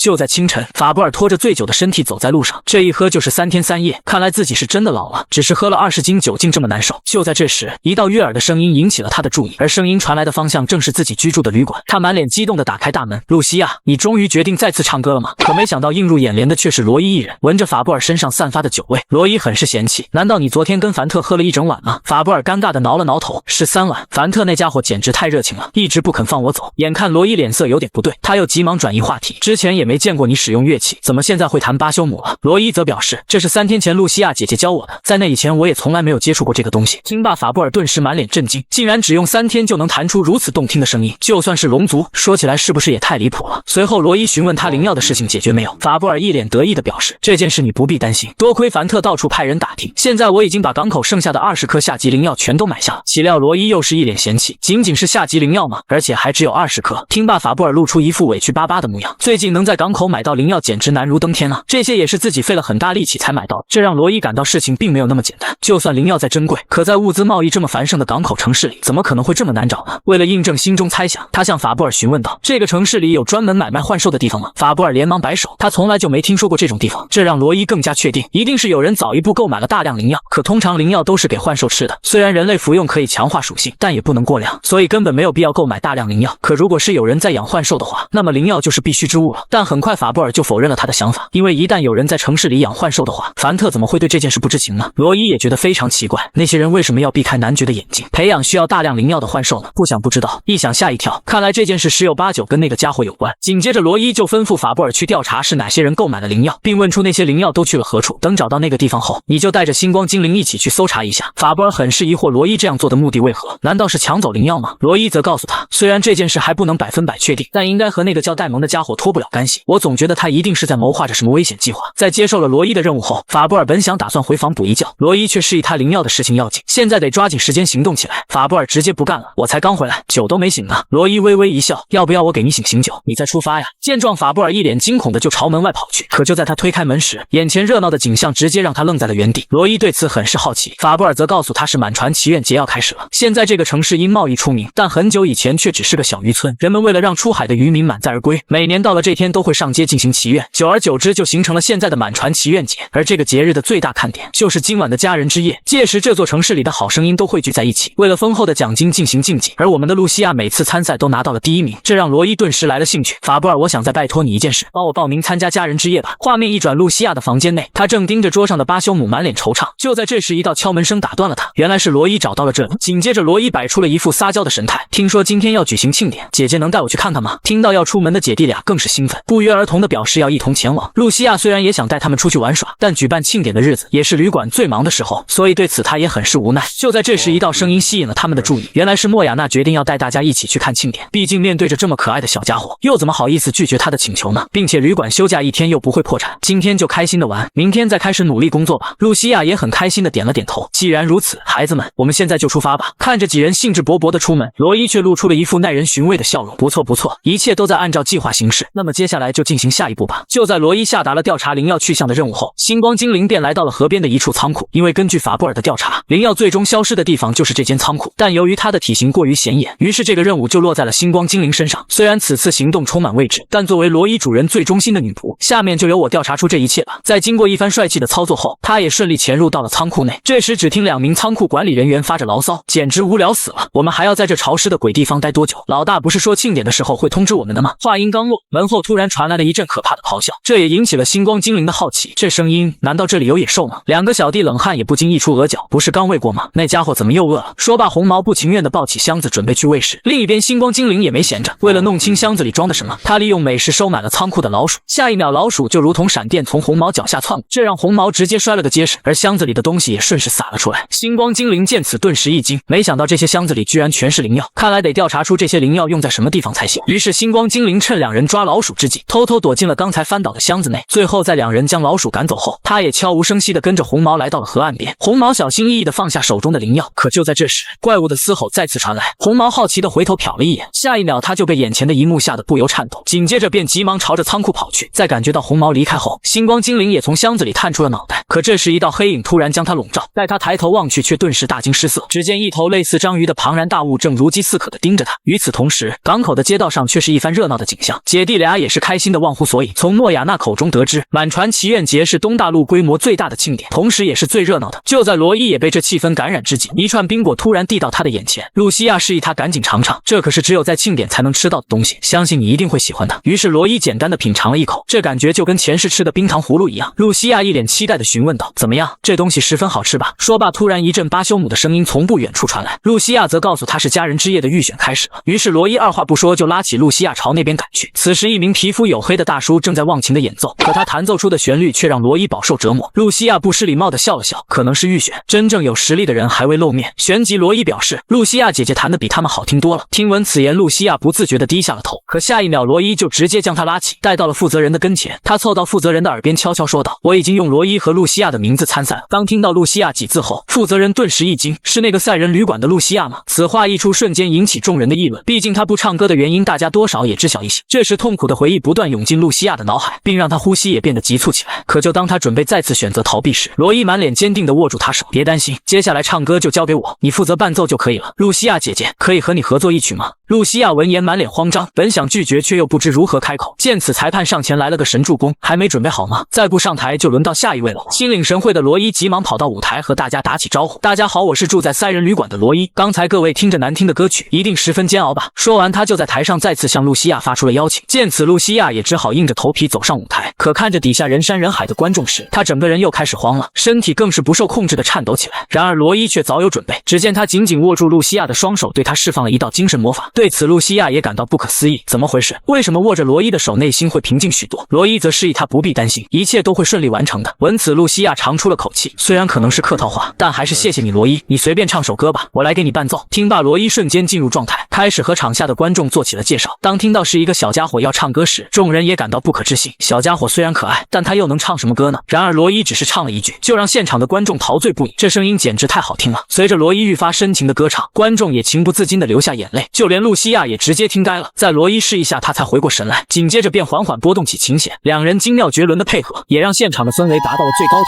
甚至在歌唱结束后，底下的观众仍沉浸在其中不能自拔，直到有人率先鼓掌，众人才从优美的歌声中回过神来。唱完的罗伊也松了口气，小小比赛拿捏拿捏。没想到这个世界的人们竟也对 KTV 的神曲如此着迷。看着备受瞩目的罗伊，露西亚的眼神中却充满了纠结。片刻后，回到旅馆的众人都对罗伊的歌声表达了赞许，唯独露西亚却是一人往房间走去。身为姐姐的莫雅娜哪能不知妹妹此时的心情？当露西亚一个人落寞地躺在床上时，莫雅娜满是心疼地来到了她的房间。随后她微笑着询问起露西亚今天的情况。今天看到你在台上从容的模样，身为姐姐的我由衷为你感到高兴。听到这，露西亚缓缓起身，哽咽地问道：“姐姐，你不恨我吗？因为我父亲母亲才……”话没说完，莫雅娜直接否定了她的看法。露西亚，那不是你的错，那是他们为了保护心爱的人做的决定。还有，我跟父亲母亲一样，是这个世界最疼你的人，所以不要再说这种傻话了。虽然我不能要求你马上打开心结，但我也希望你像以前一样做自己喜欢的事。与此同时，一直在门口偷听的罗伊脸上也露出了一抹欣慰的笑容。看来我这样做是对的，接下来该进行下一步了。可就在他打开自己的房门后，却发现星光精灵正颤颤巍巍地躺在地上。罗伊缓缓将他抱起，关切地询问发生了什么。然而星光精灵还没吐出几个字，便因伤势过重晕了过去。该死的，到底发生了什么事情？他便第一时间派法布尔前去仓库探查情况。管理员见此一脸懵逼：“大叔，你有什么事情吗？”法布尔并没理会，而是盯着满墙的灵药自言自语：“原来港口的灵药全都藏在这里了。”说罢，他一把揪起白毛的衣领，试探道：“我知道你们在这里做什么，趁我还能好好说话时，最好把你知道的一切都说出来。”就在这时，一道声音突然阻止了他。只见戴蒙一脸从容地出现在法布尔面前：“虽然不知道你为什么这么做，但我想这一定是个误会，不如我们好好交流一下吧。”因此，法布尔直接将白毛丢到墙角：“好啊，那么你来解释一下这里为什么藏了这么多灵药？难道是你在偷偷搞什么阴谋吗？”戴蒙一脸玩味地开口：“什么阴谋？我不知道你说的什么意思。这些灵药是要出口到秋之大陆的，并且都是通过合法渠道购买的物品，难道我卖灵药也犯法吗？”法布尔听罢满腹狐疑，紧接着就掏出锤子，不等几人反应，便径直朝着后门走去。“我随便参观一下，想必你们也不会介意吧？”说罢便直接一脚踹开房门。还未等法布尔有所行动，戴蒙几人就上前解释：“这里以前是一个停靠渔船的地方，现在我们偶尔用来搬运东西。”可法布尔却没闲工夫听他讲故事，随后他将力气全部汇集到手上，紧接着便出其不意地朝朝着深不见底的桥洞扔去。可让他意想不到的是，明明罗伊曾告诉他幻兽就藏在那里，但现在却一点动静都没有。不死心的他还是打算亲自查探一番，结果却一无所获。这时戴蒙脸色顿时骤变，简直是让人为难的家伙。现在我可不会让你继续胡来了。一无所获的法布尔满脸心虚，最终也只好灰溜溜的离开这里。此时罗伊早已在外等候多时，为了让戴蒙放下戒备，他只能装作人畜无害的小孩。随后法布尔将查探的情况悄悄地告诉罗伊，然而罗伊对此早有预料，他们可能已经将那家伙转移到别的地方了。接下来就交给我吧。说罢他就主动上前和戴蒙打起招呼。戴蒙叔叔你好，上次我们还在大街碰到过。身后的小弟则一眼就认出他就是在家人之夜预选中表现亮眼的小孩。闻此戴蒙挤出一抹和蔼的笑容，你就是那个跟露西亚一起上台的小孩啊，你真了不起啊，要知道说服露西亚上台可不是一件容易的事情。说罢他突然话锋一转，不过你能不能帮我劝劝你的叔叔，没有任何证据就在别人的地方随意走动，这样说不准会像露西亚的父母一样死于非命。法布尔听罢顿时红温，刚要动手却被罗伊拦了下来。我的叔叔有点单纯，做事也很鲁莽，以后我一定会好好劝他的。闻此戴蒙一脸懵逼，没想到他竟这么爽快地答应了。事后就在戴蒙转身离开时，罗伊突然被他腰间的一只骨笛吸引，于是他一脸天真地询问道，叔叔你腰间的那个笛子是做什么的？看上去好漂亮，我想也买一个。戴蒙闻此神情一震，但很快又平复好心情回应道，这不是随便就能买到的东西。说完便匆忙离去。这时法布尔提议，不如找凡特过来帮忙吧。罗伊当即驳回了他的想法，因为一旦凡特出面的话，那么这个城市势必会引发一场战斗，届时一定会造成很多不可避免的伤亡，而眼下最重要的是不能因为这点事情就毁了露西亚姐姐重返舞台的决心。于是他当即决定提前计划，是要将这次的满船祈愿节变成历代以来最热闹的庆祝。与此同时，回到仓库的戴蒙很是生气，为什么那头恐怖的家伙会突然暴怒？还有法布尔为什么会出现在这里？你们到底是怎么管理仓库的？还没等白毛解释，戴蒙就直接挥起利刃一剑将他解决。既然法布尔已经察觉到了什么，那么就得在他发现前提前行动。明天家人之夜决赛开始时，就把那头家伙放出来吧。我想到时一定是个非常热闹的庆典。就在法布尔突袭港口仓库一无所获后，他便和罗伊离开了这里。一路上法布尔很是疑惑，自己找了半天连个魔兽的影子都没看到，戴蒙那家伙今晚真的会搞事情吗？罗伊给予了肯定，因为他已经被我发现了把柄。如果他的目的是把凡特拉下马的话，那么举行庆典时就是最好的时机。他一定会故意制造混乱，然后再亲自出面收拾残局，那样不仅会得到领主的认可，还能俘获大片人心。可法布尔还是想不明白，如果像你说的那样，他必须有控制深海魔兽的能力才行。难道那个戴蒙也是德鲁伊吗？罗伊听罢摇了摇头，我从他身上感受不到任何精神属性的力量，但他的手里却有个不错的东西——海皇的角笛。传说海皇的角笛是用海底古龙角制作而成，只要将它吹响，就能随意操控深海的魔兽。虽然不知道戴蒙是从哪得到的这个宝物，但如果我们能把它抢过来，就可以大大缩短去秋之大陆的时间。说罢，罗伊立即向法布尔下达了继续监视港口的指令，而他则需要去完成一件更重要的事情。很快，罗伊就赶回了城中。就在这时，一道熟悉的身影引起了他的注意。只见凯里正鬼鬼祟祟地查看着什么，随后罗伊悄咪咪地来到他的身后搭话，这直接把凯里惊了一身冷汗。紧接着便慌张地解释起来，我只是好久没看到露西亚小姐站在舞台上了，我这次来是想告诉她，她简直太棒了。罗伊长出了口气，算你小子有点脑子，竟然还能想到这些。凯里听罢顿时红温，可还没等他反击，罗伊再次开口表示需要他的帮助，那就是在家人之夜的比赛中多找些人塞满整个广场。凯里闻此很是不解，然而罗伊却没立即做出回应，你该不会是做不到吧？这让凯里一下就起劲了，并信誓旦旦地表示一定会把整个广场塞满。临走时，罗伊还不忘提醒他，今晚记得准备一束漂亮的花，到时一定会让你有意想不到的收获。片刻后，家人之夜的举办广场如约人满为患，看着台上选手的深情演奏，露西亚也没想到自己会有这么一天，如果不是罗伊的帮助，他做梦都不敢站在这里。随后主持人开始宣布下一位参赛选手，可就在他念到露西亚的名字时，一股恐惧感瞬间席卷他的全身。就在这时，罗伊握住他的小手温柔地说道，露西亚姐姐，该勇敢面对了，不要再逃避痛苦的回忆了。如果去世的父母看到你因为自责而选择放弃唱歌，他们会怎么想？露西亚闻此一怔，没想到自己的事情罗伊都知道了。随后罗伊独自走上舞台，露西亚姐姐，你好好想想，如果你的父母还在的话，他们最希望看到你什么样子？经过片刻的调整，罗伊开始拨动起琴弦，紧接着一道温柔的声音从他口中传出，这首歌曲非常熟悉，没错，就是小时候跟父母一起唱的那首《孩子的梦》。虽然是首家喻户晓的童谣，但罗伊那美妙的嗓音让人很快就陶醉其中。露西亚也想起了儿时那段快乐的时光，和父母看到他唱歌时开心的样子，这让他情不自禁地流下眼泪。他现在明白了父母最希望看到他的样子。随着露西亚重新开口，罗伊知道他已经从那段阴影中走了出来。台下的莫雅娜也激动不已，这一刻他终于清楚了之前罗伊向他询问儿时父母经常给他们唱什么歌的目的。在两人演奏结束后，场下更是爆发了雷鸣般的喝彩，那个久违的好声音终于又回来了。然而罗伊却悄悄向台下走去，为了不搞砸庆典的氛围，剩下的事情也要尽快解决才行。就在戴蒙将法布尔打发走后，他便划船来到了一处幽静的港口，结果刚上岸就撞见了一个熟悉的身影，来人正是法布尔。看来罗伊说的没错，你这家伙一定急不可耐的想要动手了吧？戴蒙故作惋惜的叹了口气，俗话话说物以类聚，人以群分，你现在做的事情简直和露西亚父母当年做的一样。听闻此言，法布尔一头雾水，为什么要无缘无故提起我的朋友？戴蒙邪魅一笑，因为他们和你一样一直在背后调查我，直到不幸被马车撞死为止。法布尔这才反应过来，难道那场事故是你在背后搞鬼？戴蒙并没正面承认，而是旁敲侧击道，那件事情我实在无法亲自开口，但是我可以告诉你，我绝对不会让妨碍我的人继续活着。听罢，法布尔当即红温，直接抄起铁锤就朝他抡去，命中瞬间，戴蒙急忙掏出双刃抵挡，并表示如果自己没两把刷子，怎么跟凡特争斗多年。说罢，他猛然用力就将法布尔轻松击退，紧接着几个小弟便纷纷围了上来。眼看法布尔插翅难逃，戴蒙开始提前跟他交代起了后事。露西亚姐妹，你就别担心了，等你死后，我会好好照顾他们的。说罢，众小弟便心领神会般蜂拥而上，而他则趁机来到岸边，掏出了海皇的脚笛。接下来就让我们继续享受庆典的疯狂吧。法布尔见状顿感不妙，可就在戴蒙吹响脚笛时，一道声音突然打断了他。大叔，你好像找错地方了，举行庆典的地方在广场哦。戴蒙阴冷回应，小鬼，大晚上到处乱跑会被大人骂的。罗伊先是谢绝了他的虚情假意，紧接着又话锋一转，我本打算简单的教训你一下，但由于你的罪过让露西亚姐姐悲痛了那么久，所以我也要让你尝尝痛苦的滋味。随后就在两人目光交汇瞬间，戴蒙率先拔出武器发难，可下一秒他的双刃就被一道护盾挡了下来。戴蒙见此神情一震，空间圣法，难道你是魔法师吗？罗伊掏了掏耳朵，轻蔑地说道，你还真是啰嗦，现在是不是轮到我攻击了？说罢就一拳直接朝戴蒙挥去，即便戴蒙反应及时将其抵挡，但强大的威力还是将他重重地砸到墙角。见此情形，罗伊也有些意外，没想到你这家伙比法布尔强上不少啊。就在这时，一道脚笛的声音突然响彻长空，下一秒一头体型庞大的魔兽就出现在罗伊面前，紧接着便张开血盆大口朝他咬去。好在罗伊反应迅速，躲开了这致命一击，可就在他回头看去，却满脸震惊，只见戴蒙竟站在了魔兽身上，这也让罗伊顿时明白了一切，原来这家伙就是藏在港口仓库的深海魔兽。这时戴蒙邪魅一笑，虽然你很厉害，但今天也只能到这里了。说完他就再次吹响了海皇的脚笛。见此情形，罗伊急忙做好战斗准备，然而魔兽却待在原地一动不动。戴蒙没好气地踹了一脚，你这愚蠢的鱼头，还不快去攻击他们？罗伊当即反应过来，原来还不能完全控制啊，既然如此，那就让我收下你吧。说罢他便对魔兽施展了精神圣法感化，随着圣法施展完毕，下一秒罗伊就对他下达了攻击戴蒙的指令。戴蒙看着魔兽异常的举动，顿时冷汗直流，紧接着便卖力吹起了脚笛，伴着一波波笛声的冲击，罗伊的圣法也因等级低的缘故被彻底击散，这让罗伊感到十分头疼，自己根本无法抗衡海皇的脚笛，而且也不能在这里暴露实力与他大战800回合。就在他不知如何是好时，平静的海面让他瞬间想到了一个办法，于是他急忙向魔兽发起了挑衅，海虫子，快来和我认真的打一架吧。说罢他便纵身一跃，朝着海里跳去，魔兽也紧随其后追他而去。见此一幕的戴蒙狂妄大笑，愚蠢的小家伙，竟然想在海里和深海魔兽战斗，这简直就是在自杀。他便露出了一抹得逞的微笑，放马过来吧，小海虫。在主场作战的加持下，魔兽瞬间来到罗伊跟前，一口就直接将他吃进嘴里。然而下一秒，数道亮光就从魔兽嘴里迸射而出，只见罗伊变身成龙，直接撑开了他的巨口，这也是他将魔兽引入海里的原因，因为在水底就不怕被人看见。旋即罗伊直接汇聚起一股蓝色能量，一拳下去就将魔兽击飞数米。你是不是认为这里是你的世界？不过今天你算是遇到对手了。说罢又是一记重拳就砸在了他的脑门，伴着魔兽的哀嚎，罗伊又紧随其后的补了几拳。喘息之际，魔兽也看明白了自己根本不是对手，可就在他准备开溜时，罗伊直接扒到了他的尾巴上。我正打得开心呢，就这么结束是不是太可惜了？说罢就揪起他的尾巴疯狂旋转起来。与此同时，岸上的法布尔也将众小弟纷纷解决，随后他看着大海不免担忧起来，主人真的没事吗？就算是龙，可在海里。想到这海里的异样，突然引起了他的注意，只见平静的海面上竟出现了一个巨大的漩涡，下一秒一道龙卷水就直接翻涌而起。见此一幕，法布尔满脸震惊，这到底是发生了什么？待海水退去，魔兽的身影赫然出现在半空，这让戴蒙直接傻眼，这东西为什么飞到天上了？但很快他就发现了不对，因为那条会飞的魔兽正朝他的方位砸来。见状，戴蒙赶忙转身逃跑，可下一秒就被路上的碎石狠狠地绊倒在地。此时戴蒙只能眼睁睁地看着魔兽砸来，随着轰隆一声巨响，戴蒙手中的脚笛也被击飞了出去。看着狼狈不堪的魔兽，法布尔满脸不可思议。这时海面再次传来异响，只见一条白色的幼龙破水而出，紧接着他就变成了人类的模样。好久没有这样酣畅淋漓的战斗了，简直是太爽了。说罢他突然注意到了不远处的戴蒙，只见他正伸手想要拿回眼前的脚笛，可就在他得手之际，下一秒一只小手就抢先一步将脚笛拿起。怎么，你还对海皇的脚笛念念不忘吗？不过这东西以后就是我的了。随后罗伊深吸了一口气，想要试试脚笛的威力，可下一秒除了无法入耳的声音，还有脚笛破裂的异响。见此情况，罗伊直接傻了，这东西用胶水沾上应该还可以用吧？然而他话音刚落，脚笛又直接破成了碎片。惋惜之余，烟雾中突然传来一阵异响，下一秒失去脚笛控制的魔兽顿时进入了暴走状态。罗伊见状先是一愣，紧接着就叫上法布尔一起逃跑。可跑着跑着，法布尔就发现了不对，那东西为什么不追了？罗伊扭头看去，神情一震，只见魔兽竟朝着庆典的广场奔去。该死的，这家伙一定是被亮光吸引了。于是他急忙吩咐星光精灵把双胞胎找来，而他和法布尔则是朝着魔兽的方向追去。臭海虫，有我在，你休想胡作非为。而另一边想要在身上寻求刺激激的小情侣，却不知危险即将到临。随着一道阴影将他们快速笼罩，下一秒魔兽就张着血盆大口朝他们袭来。男人见状吓得腿都软了，千钧一发之际，一把大铁锤飞来，精准的砸到了魔兽头上。虽然法布尔内心也十分惶恐，但还是咬着牙挑衅道：“小蚯蚓，快来追我呀！”在成功引起魔兽的注意后，下一秒魔兽就转移目标朝他疯狂袭去。法布尔一边泪奔一边扯着嗓子大喊：“快点行动！”闻此，罗伊当即施展了空间圣法，紧接着魔兽就结结实实的撞到了一堵屏障之上。可当他准备往回逃走时，却发现为时已晚。眼见计划顺利完成，罗伊长出了口气，接下来就用精神圣法让他冷静下来吧。随着感化魔法的催动，魔兽似乎察觉到了什么，紧接着就变得暴躁起来。罗伊见此顿感不妙，这样下去不仅精神圣法无法施展，就连空间屏障也坚持不了多长时间。就在这时，一道熟悉的声音从法布尔身后传来，只见凡特带着几名手下匆匆赶来。看着如此庞大的魔兽，凡特整个人都傻了，这到底是怎么回事？怎么会有这种怪物？法布尔则解释这一切都是戴蒙搞的鬼，他的目的是想在庆典时引起混乱。说话间，罗伊呵斥的声音传来：“你们到底要闲聊到什么时候？现在最重要的就是想办法困住这个魔兽。”这时双胞胎也赶了过来，于是罗伊便吩咐他们下去拖延时间。随着战斗进入白热化，法布尔那边终于做好了一个陷阱。闻此，罗伊当即取消了空间屏障。魔兽见状立马撒腿就跑，眼看时机已到，法布尔一声令下，下一秒魔兽就被绳索牢牢束缚。可魔兽却开始疯狂扭动身躯试图摆脱。眼看众人就要坚持不住时，罗伊直接腾空而起，施展了多重混合圣法空间压缩。下一秒一块巨石就重重地砸到了魔兽的头上，而魔兽也因此失去意识，陷入了昏迷。罗伊上前轻轻安抚道：“放心吧，我会让你舒服点的。”说罢就对他施展了精神圣法感化。很快魔兽就再次睁开了眼，并一脸温顺地贴近了罗伊。不明所以的凡特见状直接拔出长剑就要动手，结果却被罗伊动用圣法制止。这家伙也只是被戴蒙利用了而已，我知道你担心他会再次危害港口，不过我会想办法解决的。很快罗伊就带领魔兽来到海里，并吩咐他以后绝对不能靠近人类生活的地方。魔兽点点头，就转身朝着大海的中心游去。解决完一切后，罗伊缓缓起身，该做的事情都完成了，我想我们也是时候离开了。与此同时，计划败露的戴蒙正驾着小船仓皇跑路。该死的，我绝对不会就这么结束的，我要报复那些把我变成这样的家伙，即便是烧掉整个城市。想罢，他的船桨突然脱离了水面，待他回过神来，却发现之前的那头魔兽正虎视眈眈地盯着自己。不等他有所反应，魔兽就直接将他甩起，然后一口就吞到了肚子里，只留下一件外套，永远沉没到了海底。此时庆典广场内，在观众的热情欢送下，露西亚也缓缓走下了舞台。虽然多唱了4首歌曲，但好在没有出任何问题。想罢，他就发现罗伊的身影不见了，可还没等他寻找，身后的莫雅娜就激动地将他拥入怀里。我们的3人终于回来了，如果父母亲看到你今天的舞台，肯定也会为你自豪的。就在这时，凯里突然轻咳了2声，将他们打断。莫雅娜好奇地询问他来这里做什么，但很快他就发现了藏在凯里身后的鲜花，这让他瞬间看穿了这小子的心思。于是他决定成全凯里一把。露西亚，凯里好像有东西要送给你。说罢就将他狠狠推了出去。凯里就这样将鲜花递到了露西亚跟前，祝贺你重新回到舞台，我亲，不对，我们的赛人露西亚。这一次露西亚并没像以前那样拒绝，而是开心地收下了鲜花。一旁目睹全程的罗伊不禁暗叹，真是个完美的结局啊！接下来的时间就留给他们吧。几天后，前往秋之大陆的轮船也终于抵达了港口。莫雅娜痛哭流涕地将双胞胎抱在怀里，小天使们一定要离开吗？不如就在这和我们一起生活吧。法布尔见此心里很不是滋味，为什么没有人来安慰我？可回应他的却是一阵冷落。这时露西亚向罗伊询问道：“以后你们还会来吗？”还没等罗伊回应，莫雅娜就一把将他拽住：“罗伊一定会回来看我们的，对吗？”见状，罗伊也只好答应了他们的请求。听罢，露西亚就从身后将他紧紧抱住，眼泪更是止不住的流了下来。谢谢你，罗伊，如果不是你，我还不知道多久才能从阴影里走出来。这时罗伊突然察觉到一股阴冷的杀气，见是凯里，他又趁机挑逗了一番。露西亚姐姐的怀抱真温暖啊！凯里虽然生气，但还是把手中的盒子交给了罗伊，而盒子里装的正是艾琳的眼泪，同时还有一枚精美的戒指，这让罗伊感到十分好奇。从凯里口中得知，这是凡特家族特有的戒指，只要拿出戒指，就能在罗普特哈根得到很多帮助。离别之际，凯里又突然停下了脚步。虽然我内心不希望你回来，但还是要谢谢你为这个港口做的贡献。这让罗伊也没想到，这家伙居然还有这么成熟的一面。就在这时，凡特也赶来为法布尔送行。几句寒暄后，凡特突然将视线转移到罗伊身上。这个孩子恐怕不是普通人吧？竟然凭借一己之力就能降服魔兽。法布尔闻此也只能慌忙解释，他们都是自己的远房亲戚。凡特只是哈哈一笑，便也没再多问，因为他也能看出法布尔一定有什么难言之隐。随着轮船驶向大海，罗伊一行人便再次踏上新的旅程，而轮船驶向的终点则是位于秋之大陆的多特蒙德港口。随后罗伊向法布尔询问还有多久抵达，可法布尔却没有吱声。待罗伊上前看去，才发现法布尔因为晕船早已意识不清。看着人高马大的汉子如此失态，罗伊也只能不好意思地向船家表达了歉意。紧接着他就将手放在了法布尔的身后，精神圣法打瞌睡。下一秒法布尔就迷迷糊糊地睡了过去，而罗伊便带领双胞胎朝着客房的方向走去。待几人走后，一个神秘男人突然出现在法布尔身前，竟然能让一个3级实力的高手轻轻松松睡过去。看来这个漫长的旅途不会无聊了。